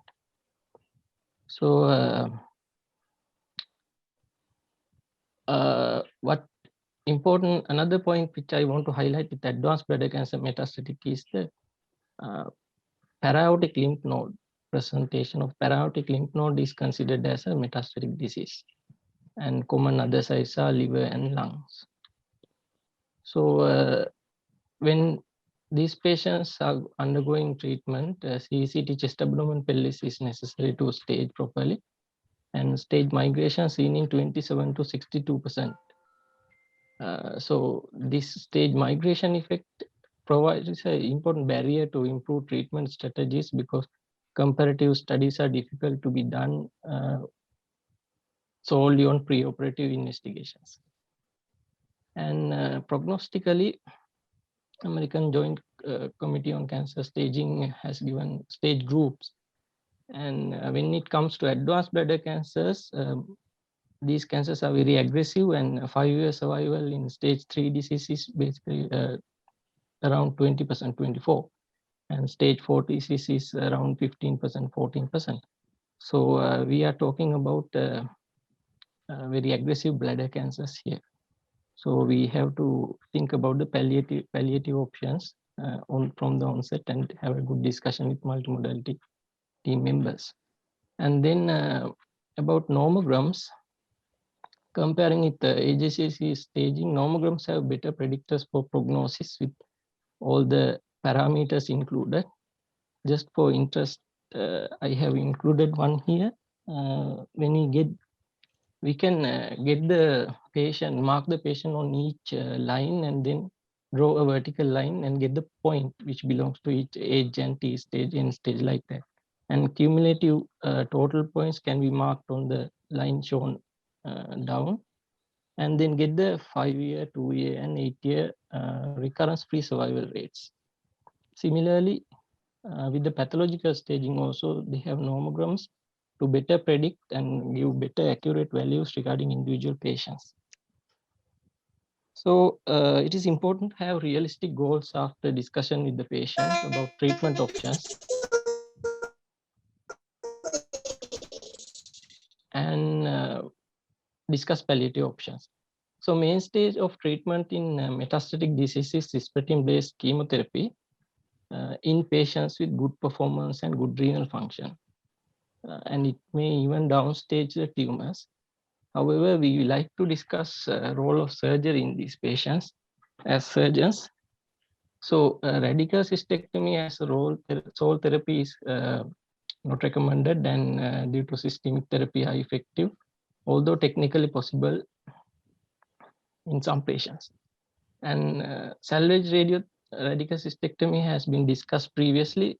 Percentage-wise, it is if the patient undergoes multimodality bladder sparing treatment, about 25 to 45% of them will need salvage radical cystectomy ultimately for complications, as discussed earlier. So once done salvage radical cystectomy, again pathological stage and lymph node status are prognostic factors after the cystectomy. Then palliative cystectomy is recommended to control symptoms in at the onset in some patients, especially in this T4B disease where affixed to pelvico-abdominal wall and control hematuria. And of course, it's a less favorable option given as a weak recommendation in EUA for palliative cystectomy in T4B disease because of availability of other favorable approaches like radiotherapy. And cancer-related life expectancy is anyway less in this patient, and surgical mortality is high. So when we have to actually discuss with the patient and in the multidisciplinary team. Then surgery as a consolidation therapy. There are few articles regarding this consolidation.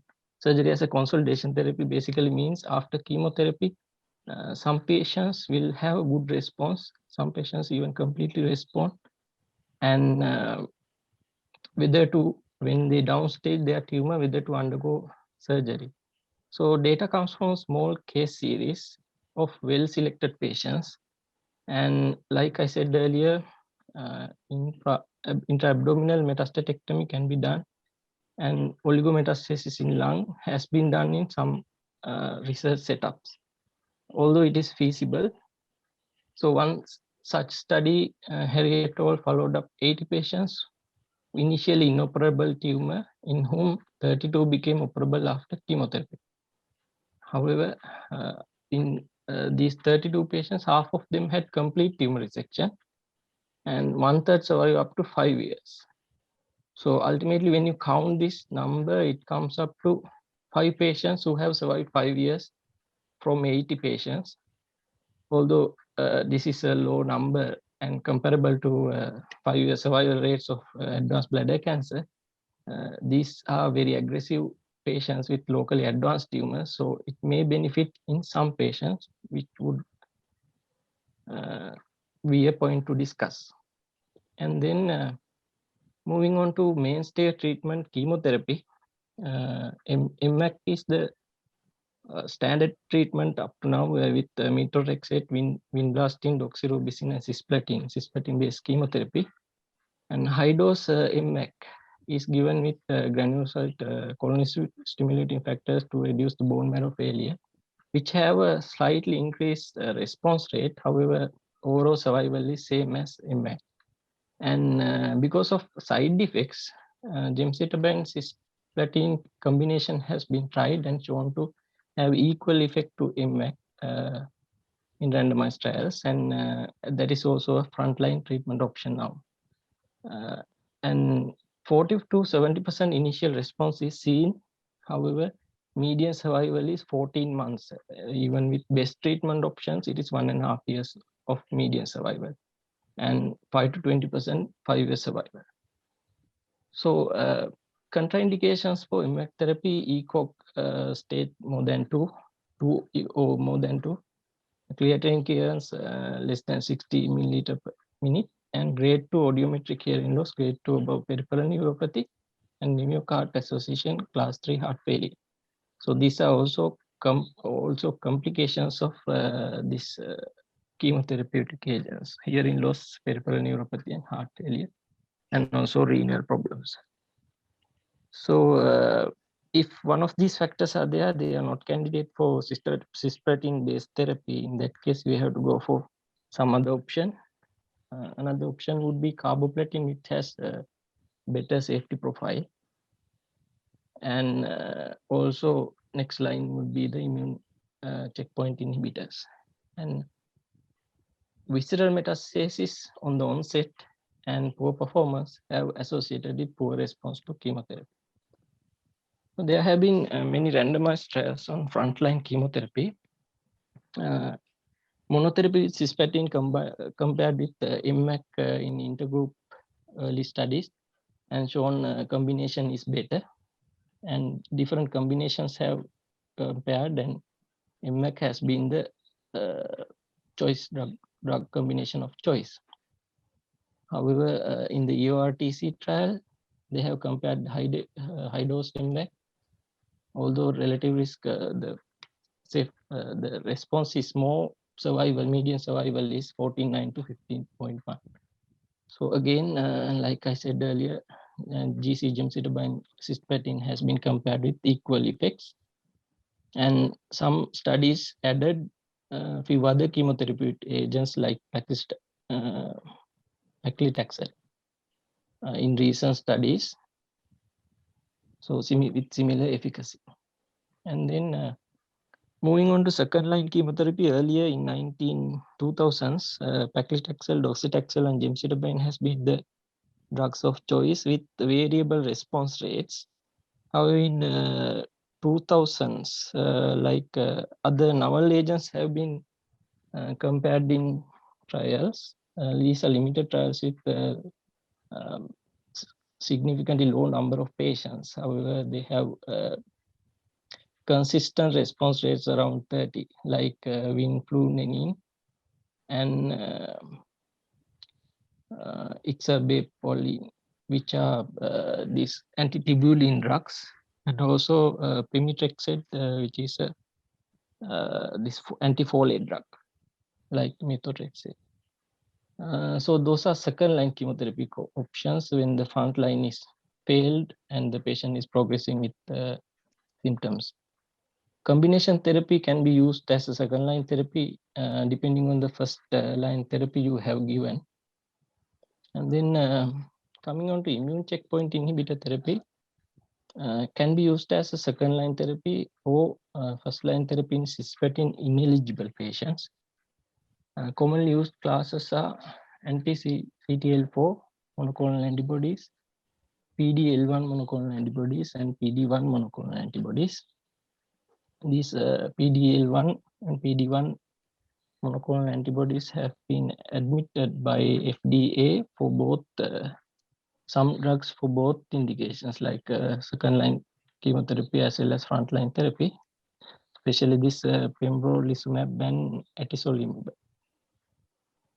So mechanism of action is CTL4 is a T cell activation inhibitor.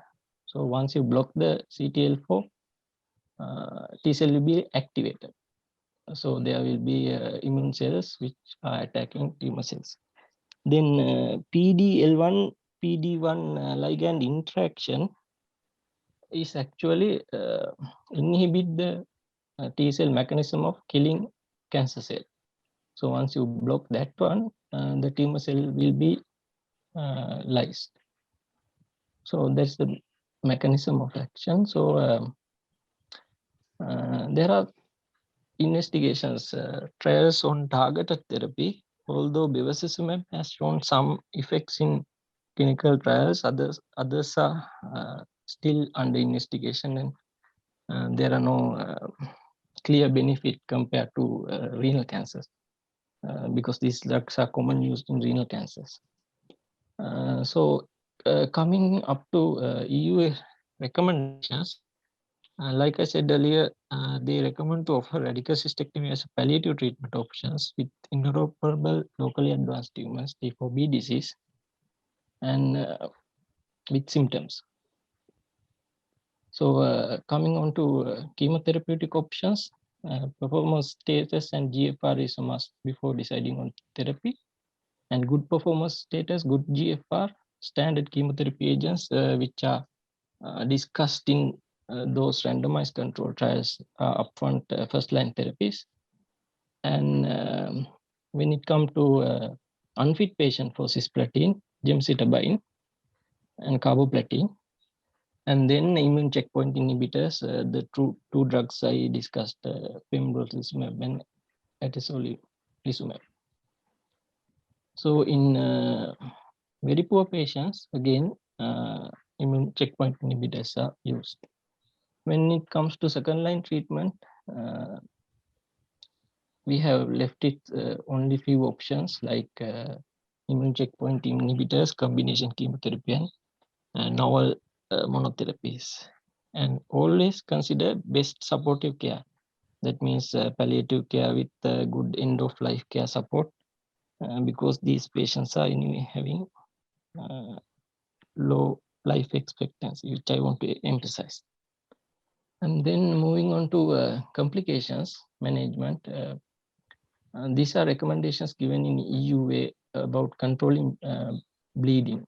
1 to 2% alum instillation, which can be done in the local, and less side effects comparing to formalin, which has almost 100% complication rate. Formalin, which can be given 2.5 to 4% under anesthesia because it's painful and it has more side effects like bladder fibrosis and reduced bladder capacity ultimately. And we have to exclude VU reflux because it will affect the renal function if it reflux back into kidneys.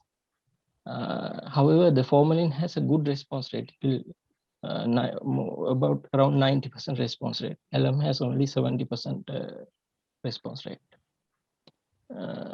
And radiation therapy can be also used depending on the etiology which causes bleeding. And endoscopic fulguration, if it is a localized tumor, and we know that we can achieve hemostasis. And embolization again has a 90% success rate, which is actually a good option when we consider tumor necrosis. Then last option would be radical surgery to control bleeding, which can be done with internal iliac artery ligation. This is one diagram, a flow chart which is given in articles which discussed palliative options for bleeding. They give most common reasons like sloughing of the tumor, radiation, cystitis, and cyclophosphamide induced. Depending on the etiology, they select best option. Alum is not option when there is a renal insufficiency. However, sloughing of the tumor is very difficult to control because very advanced cancer. In that case, internal artery embolization or palliative cystectomy, formalin instillation may be necessary. Radiation cystitis is a mild form, and which we can get away with alum instillation and transurethral resection and fulguration. Cyclophosphamide induced again alum instillation, and although hyperbaric oxygenation is given as a good option, it is not available, and repeatedly it should be given, and it is cumbersome to give. So it's not a good therapeutic option.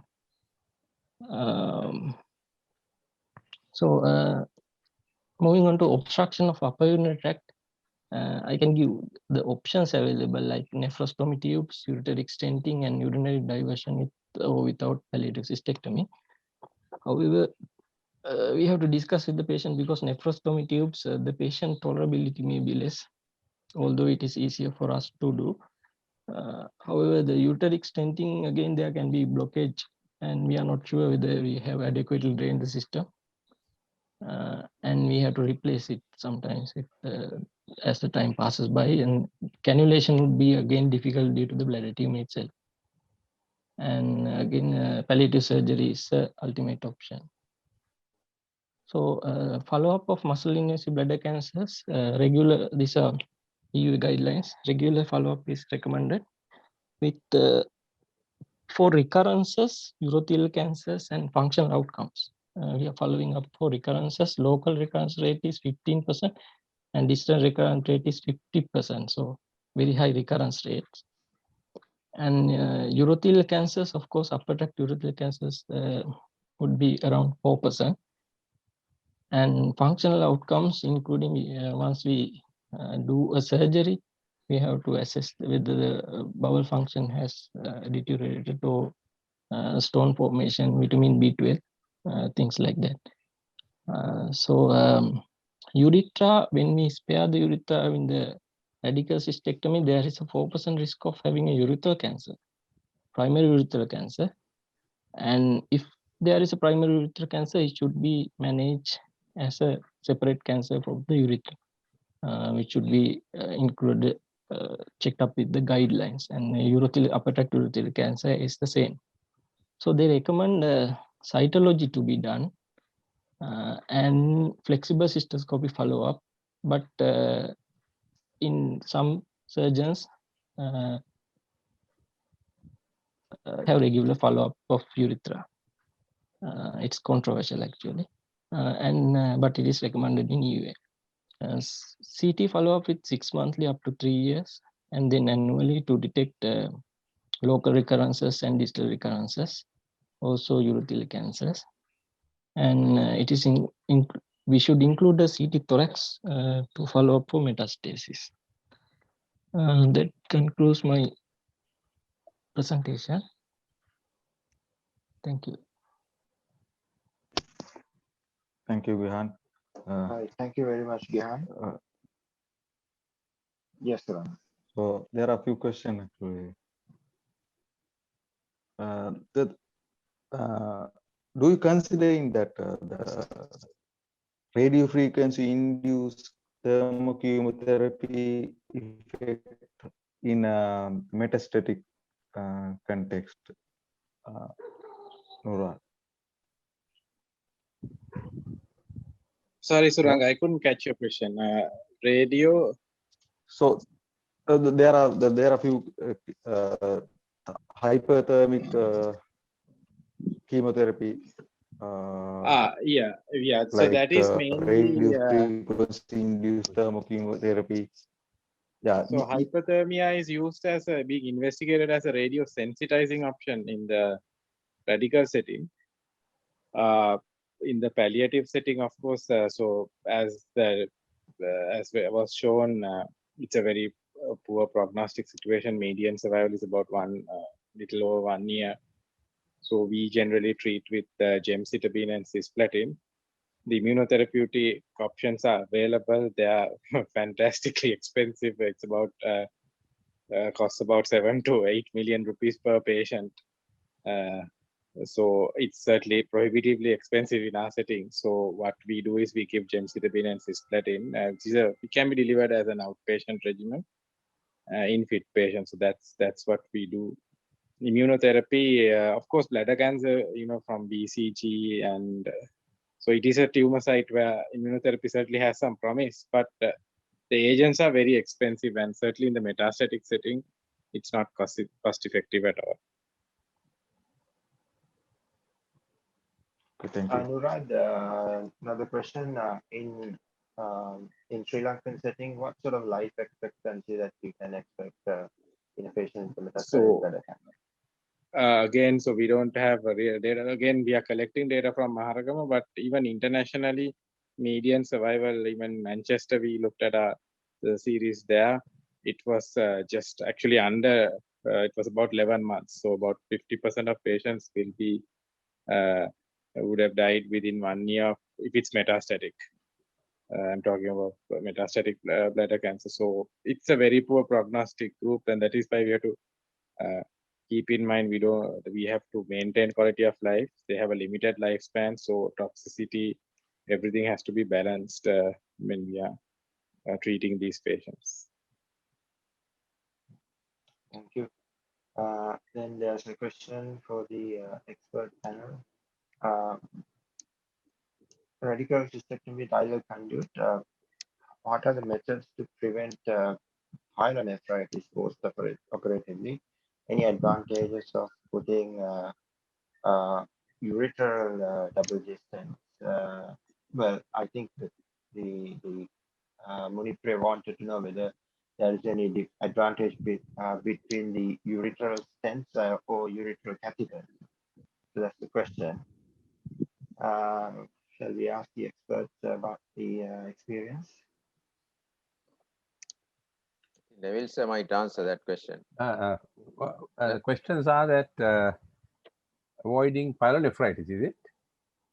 Yeah, that's right. Post-operative pyelonephritis after diversion. after ileal conduit. Generally, what happens is basically if urine is flowing, pyelonephritis chances are very low. And when if you compare ileal conduit with neobladder, chance of getting pyelonephritis in ileal conduit is much less, you know, theoretically and practically, because there is a continuous drainage of urine from top to bottom. But in the neobladders, in our setup, especially we see this because especially if it is a Wallace type of neobladders, of course, low pressure systems, but still I think bladder emptying can be a problem even if you have done a heterotropic bladder or an orthotropic bladder, because there's no bladder contraction. So if the patient is not practicing CIC properly, in that situation, there is a higher chance of getting upper tract infection. But if the bladder is kept empty,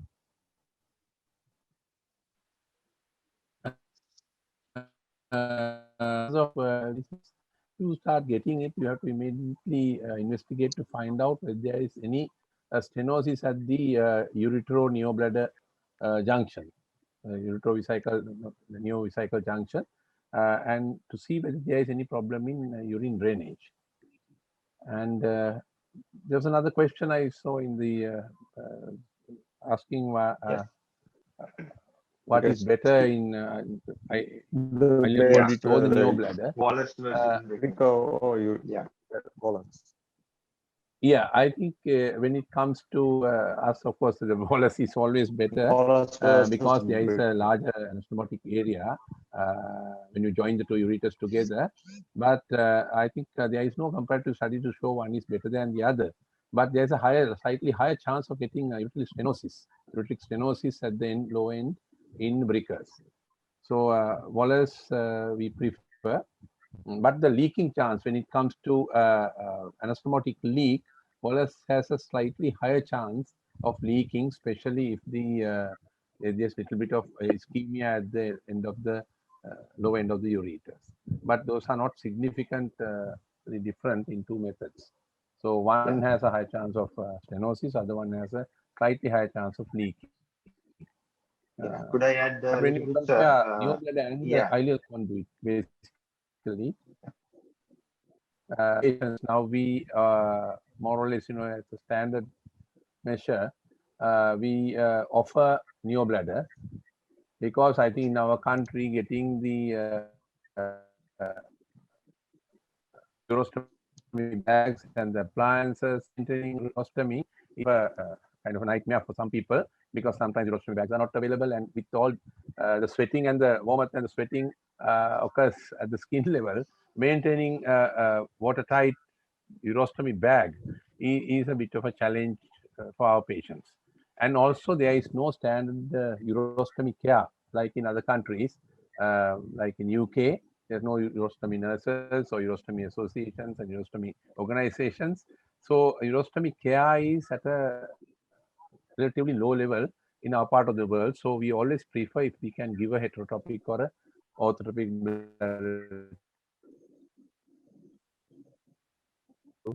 the patient. Again, we must know all the patients. I think we have to think of a quick procedure rather than, as you know, these neobladders will all take about 2 to 2.5 hours more. Poor performance status, I think the quickest way is ileal conduit. There's no evidence to show that one is better than the other when it comes to overall survival or tumor survival or the satisfaction rate even in other countries, because there is a good urostomy service. So even satisfaction rate, there is no difference between these two methods. But in our part of the world, I think if you can offer, and if you are in a high volume center, I think in future we must consider neobladders in a stronger manner. So that's what I have to say about the neobladders. So we will offer neobladders for all the eligible patients for long-term practical purposes. Yeah. Andrew, do you have any Could opinion I add a about little bit on these two methods? Wallace and the Brickers? Yeah. Yeah. Andrew, sir. Yes, we do the Wallace method. I'm not sure about the other one, Nishant. I have no experience. I think I agree with what Sir said. Yeah, yeah. Could I add a little bit? Because under Professor Nelker, I was trained on Wallace, and then we've done quite a number of cystectomy, and then when I went to in the UK, so then we were trained on Brickers because that is one of the commonest method that they allow. So I think I see it in different way because I think both has, as I said, both has different advantages and disadvantages. So one of the disadvantage in Wallace is that if you do a conjoint anastomosis, if one leaks, you get the output of the both kidneys. So then the leak could be quite significant, and it's very difficult to control with an nephrostomy drain if you want to sort of dry out the fistula or the whatever the output. So it is a kind of a disadvantage. But on the other hand, the Vickers has a slight higher chance of, theoretically, but none of these things were proved. No studies were done. But one of the clean techniques that we've done is rather than sort of doing a slit opening of the ileal, the proximal end of the ileum, when we do the anastomosis, we just cut a punch hole, like using a small fine Alice, we cut a punch hole. So through and through, the entire mucosa, the serosa, and the muscularis. So there's a punch hole. So then you do a wide anastomosis on either side of the proximal ileal segment. So that is the standard technique in Norfolk and Norwich where I was trained. So then the advantage is there is a less chance of stricture formation. So that is one of the advantages. So there are both advantages and disadvantages. So in your practice, you have to select what is best for you. And some other, I just wanted to add a few things about the pyelonephritis risk and the use of urethral catheter, because in this country, we don't have the double J type urethral catheters. It's not very common, but in many other centers where the cystectomy is sort of is a routine practice, so what they do is they use a ureteric catheter, single J type ureteric catheter, which is very convenient because the whole thing comes out and drains into a bag. Whereas in a double J, you have to sort of depend on your the whole segment of the ileal conduit, which is again sometimes maybe under a little bit of tension at the part which is coming out of the anterior abdominal wall. So that can sometimes cause a little bit of a leakage from the anastomosis. If in the initial part, if there is a significant amount of urine collected inside the ileal conduit segment. But if you take a nice single J ureteric catheters, you can straight away take it outside to the bag. So everything comes out of the bag where your anastomosis stays very dry. So that is one of the advantages. I don't know whether that causes less amount of pyelonephritis post-operatively, but that is one of the very neat sort of techniques which is used in many centers. Then there's another question on the urethral stricture rate. Whether there is any difference between stricture rates between the Studer pouch and Hartmann's pouch. I don't know, Neville sir or Andrudha sir has any experience on that? I have no idea. We generally do either, most of our early neobladders were mains type of bladder. We use ileocecal segment, but now we are drifting away from the colonic segments because of this long-term possibility of getting adenocarcinomas. So I think now our standard care is to do Studer pouch. But Hartmann uses a long segment of ileum, a fairly long segment of ileum. It's a kind of a W pouch. And I think if something happens in the mesentery, I think we are losing a large segment of bowel also. So because of that, I of course personally don't have an experience, because in our unit, ileocecal segments and ileal segments by means of mains and Struder works fairly okay. So I have not experimented with Hartmann pouch. But I'm sure Nishant Threes, Nishant Veerasinghe, Nishant was working in a place where they have been practicing this Hartmann pouch. But anastomotic, ureteric anastomotic stricture rates are, of course, there's hardly any difference in the literature between these pouches. Hardly any difference. It's that the effort to prevent reflux is the most biggest problem, because the Hartmann pouch is modified by Arbol Enim in Mansoura University by burying the two ureters between the ileal loops, the W loops. So their main concern is to prevent reflux rather than stenosis. So because these are low pressure systems anyway, so stenosis is not a big problem at the moment. It's a leak, I think we have to think of more.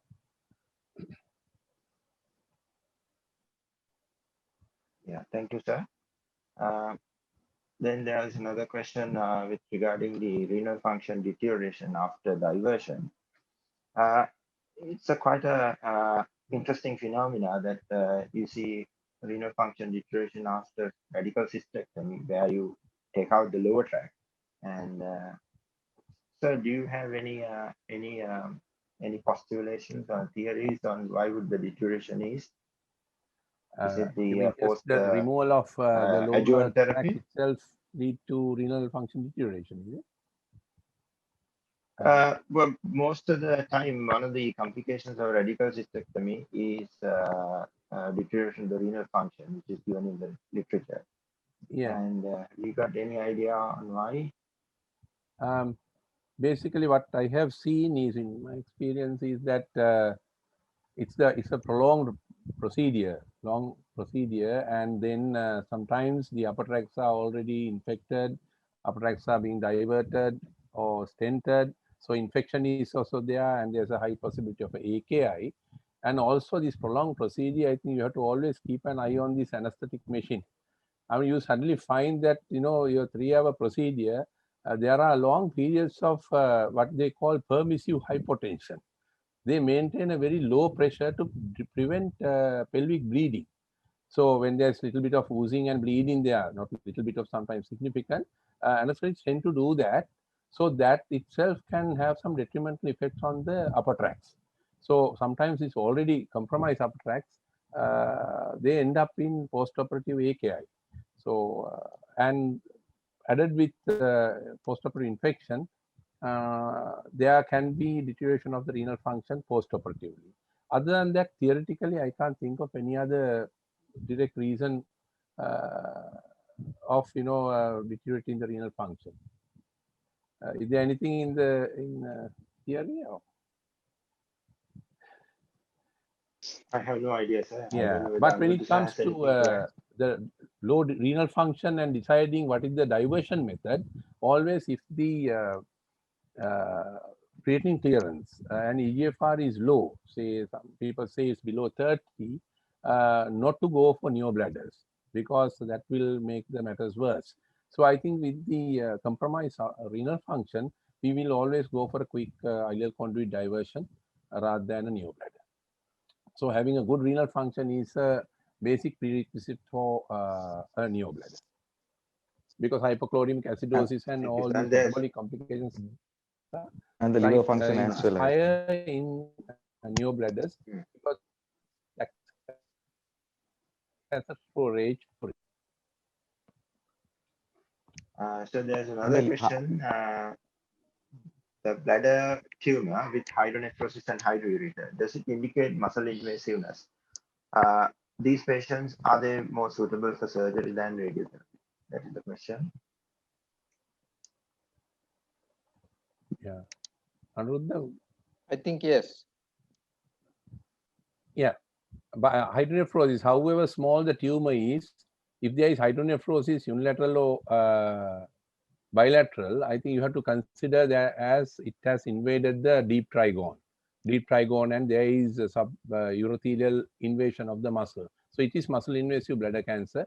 So even however big the tumor is, if there is no hydronephrosis, there is a chance that these are it to be a superficial bladder cancer, non-muscle invasive bladder cancer.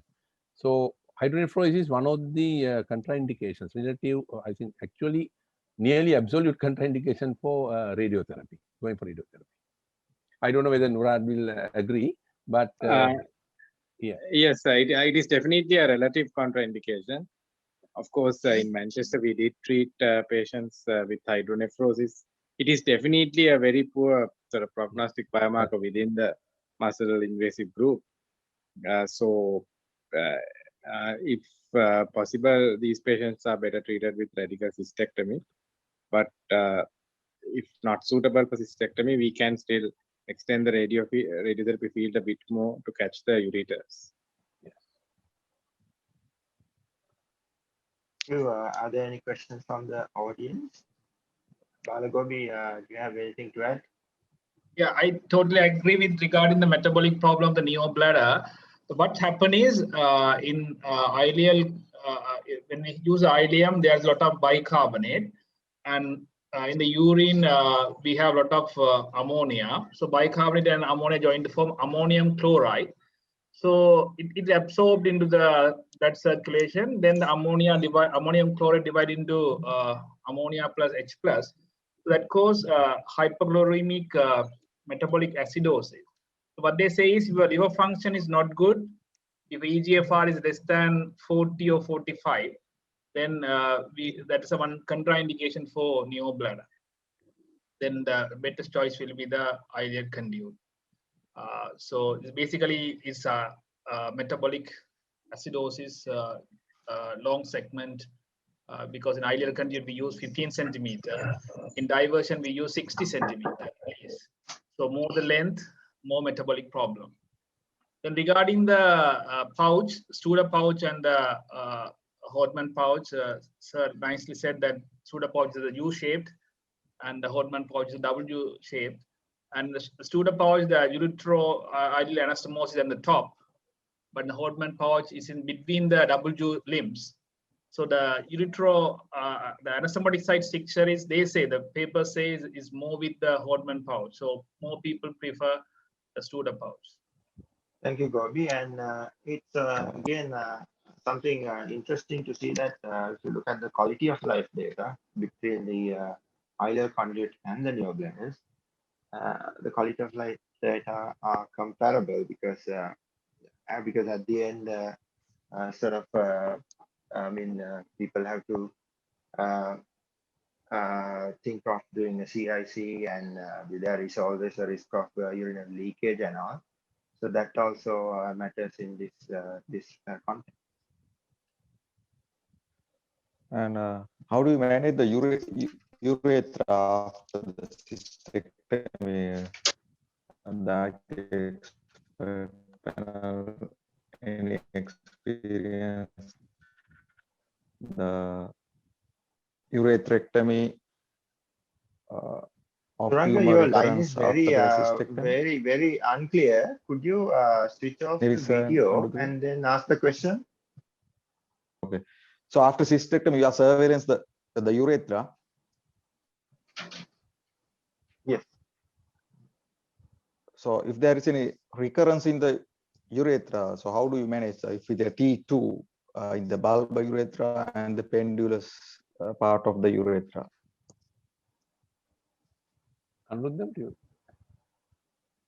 So you're asking very complex questions from me. I don't know. Well, leaving the urethra is a kind of a controversial thing. Females, of course, the problem is much less because we get rid of the urethra anyway in most cases.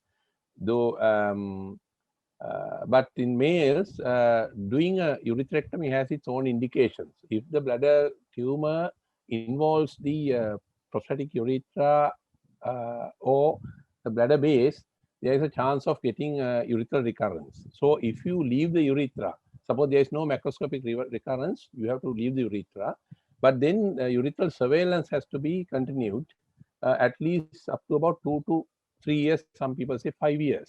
So that is going to be a bit of a problem. And if you put a neobladder, the urethra is functional, orthotopic neobladder, and for some reason, the urethral recurrences are much less.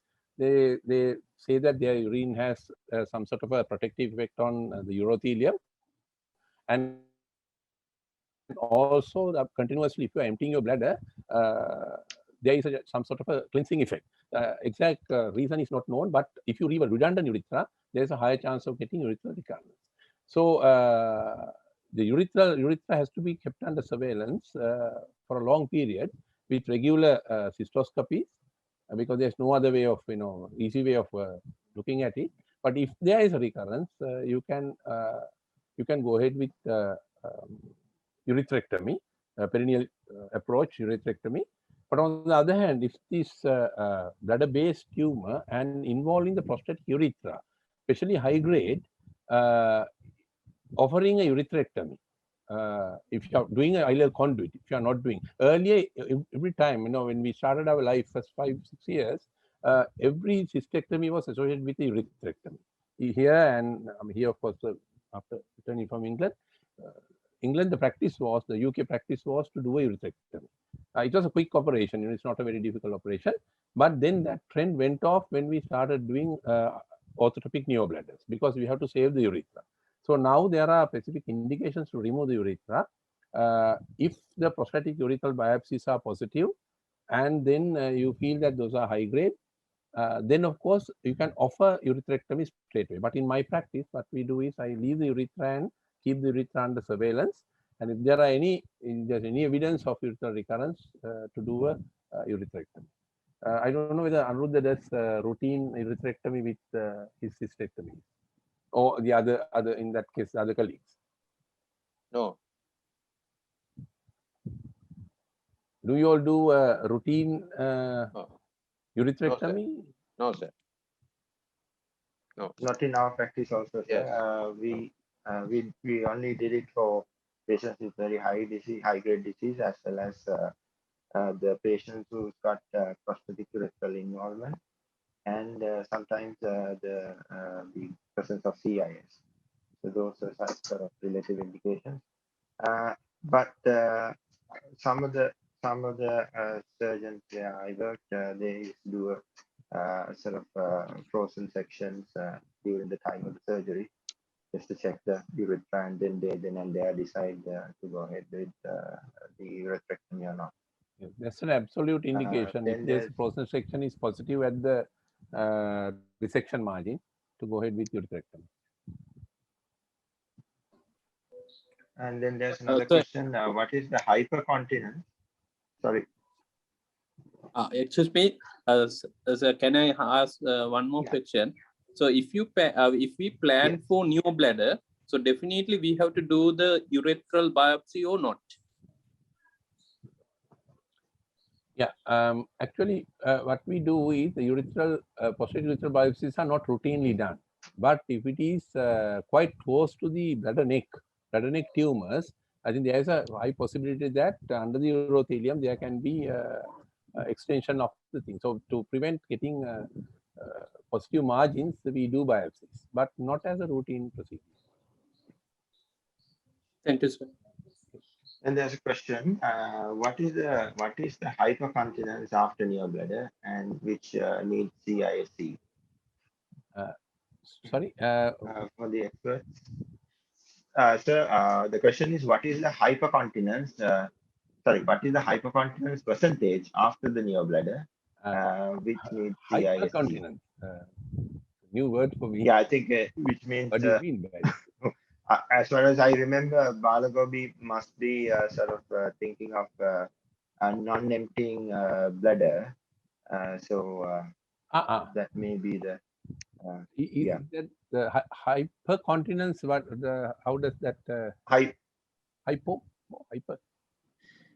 Hypercontinence. Having a definition for that. Yeah, Balagobi.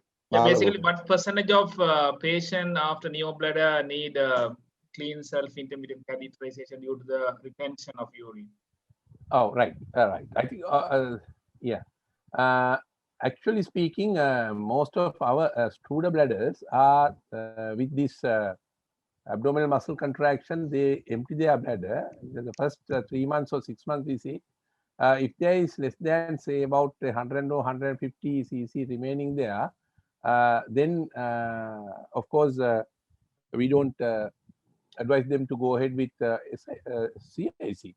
But in my practice, what I find is that most of them, there is going to be some significant amount of urine left there, especially if you have left a long urethra with a good tone in that.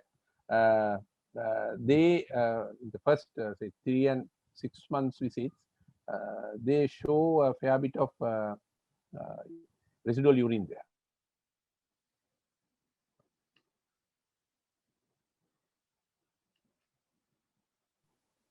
So I think, Suranga, do we have any more questions, or can we conclude the session I think today? yes, no question. Yeah. Okay. And We'll wind up. so we had a very thought-provoking and very interactive session, and everybody learned quite a lot. Suranga, could you just conclude the session with the thanking remarks? Actually, this is a very interactive session on muscle invasive bladder cancer. I give thanks to our expert panel, Professor Neville Pereira and Dr. Anuruddha Begunusekar and Dr. Anurag Joseph, and and the moderator Dr. Nishant Patira, and the coordinator with Dr. Balagobi and Hilary and Taha, and all the presenters. They have done a good, excellent presentation and stick to the time, and it is a more informative and constructive. And always the CIPLA is supporting us with this coordinating these events through the Zoom. And finally, I thank all the participants and the people who raised the question as well. And it gives the very interactive session. Thank you very much for All right, thank you very much. And the next Uromet is on Eurotechnology, which will be held on end of next month, and we will be updated through the South WhatsApp group and the email chain. Thank you very much, and have a pleasant night and good night. Thank you. Right. Thank you very much. Thank you.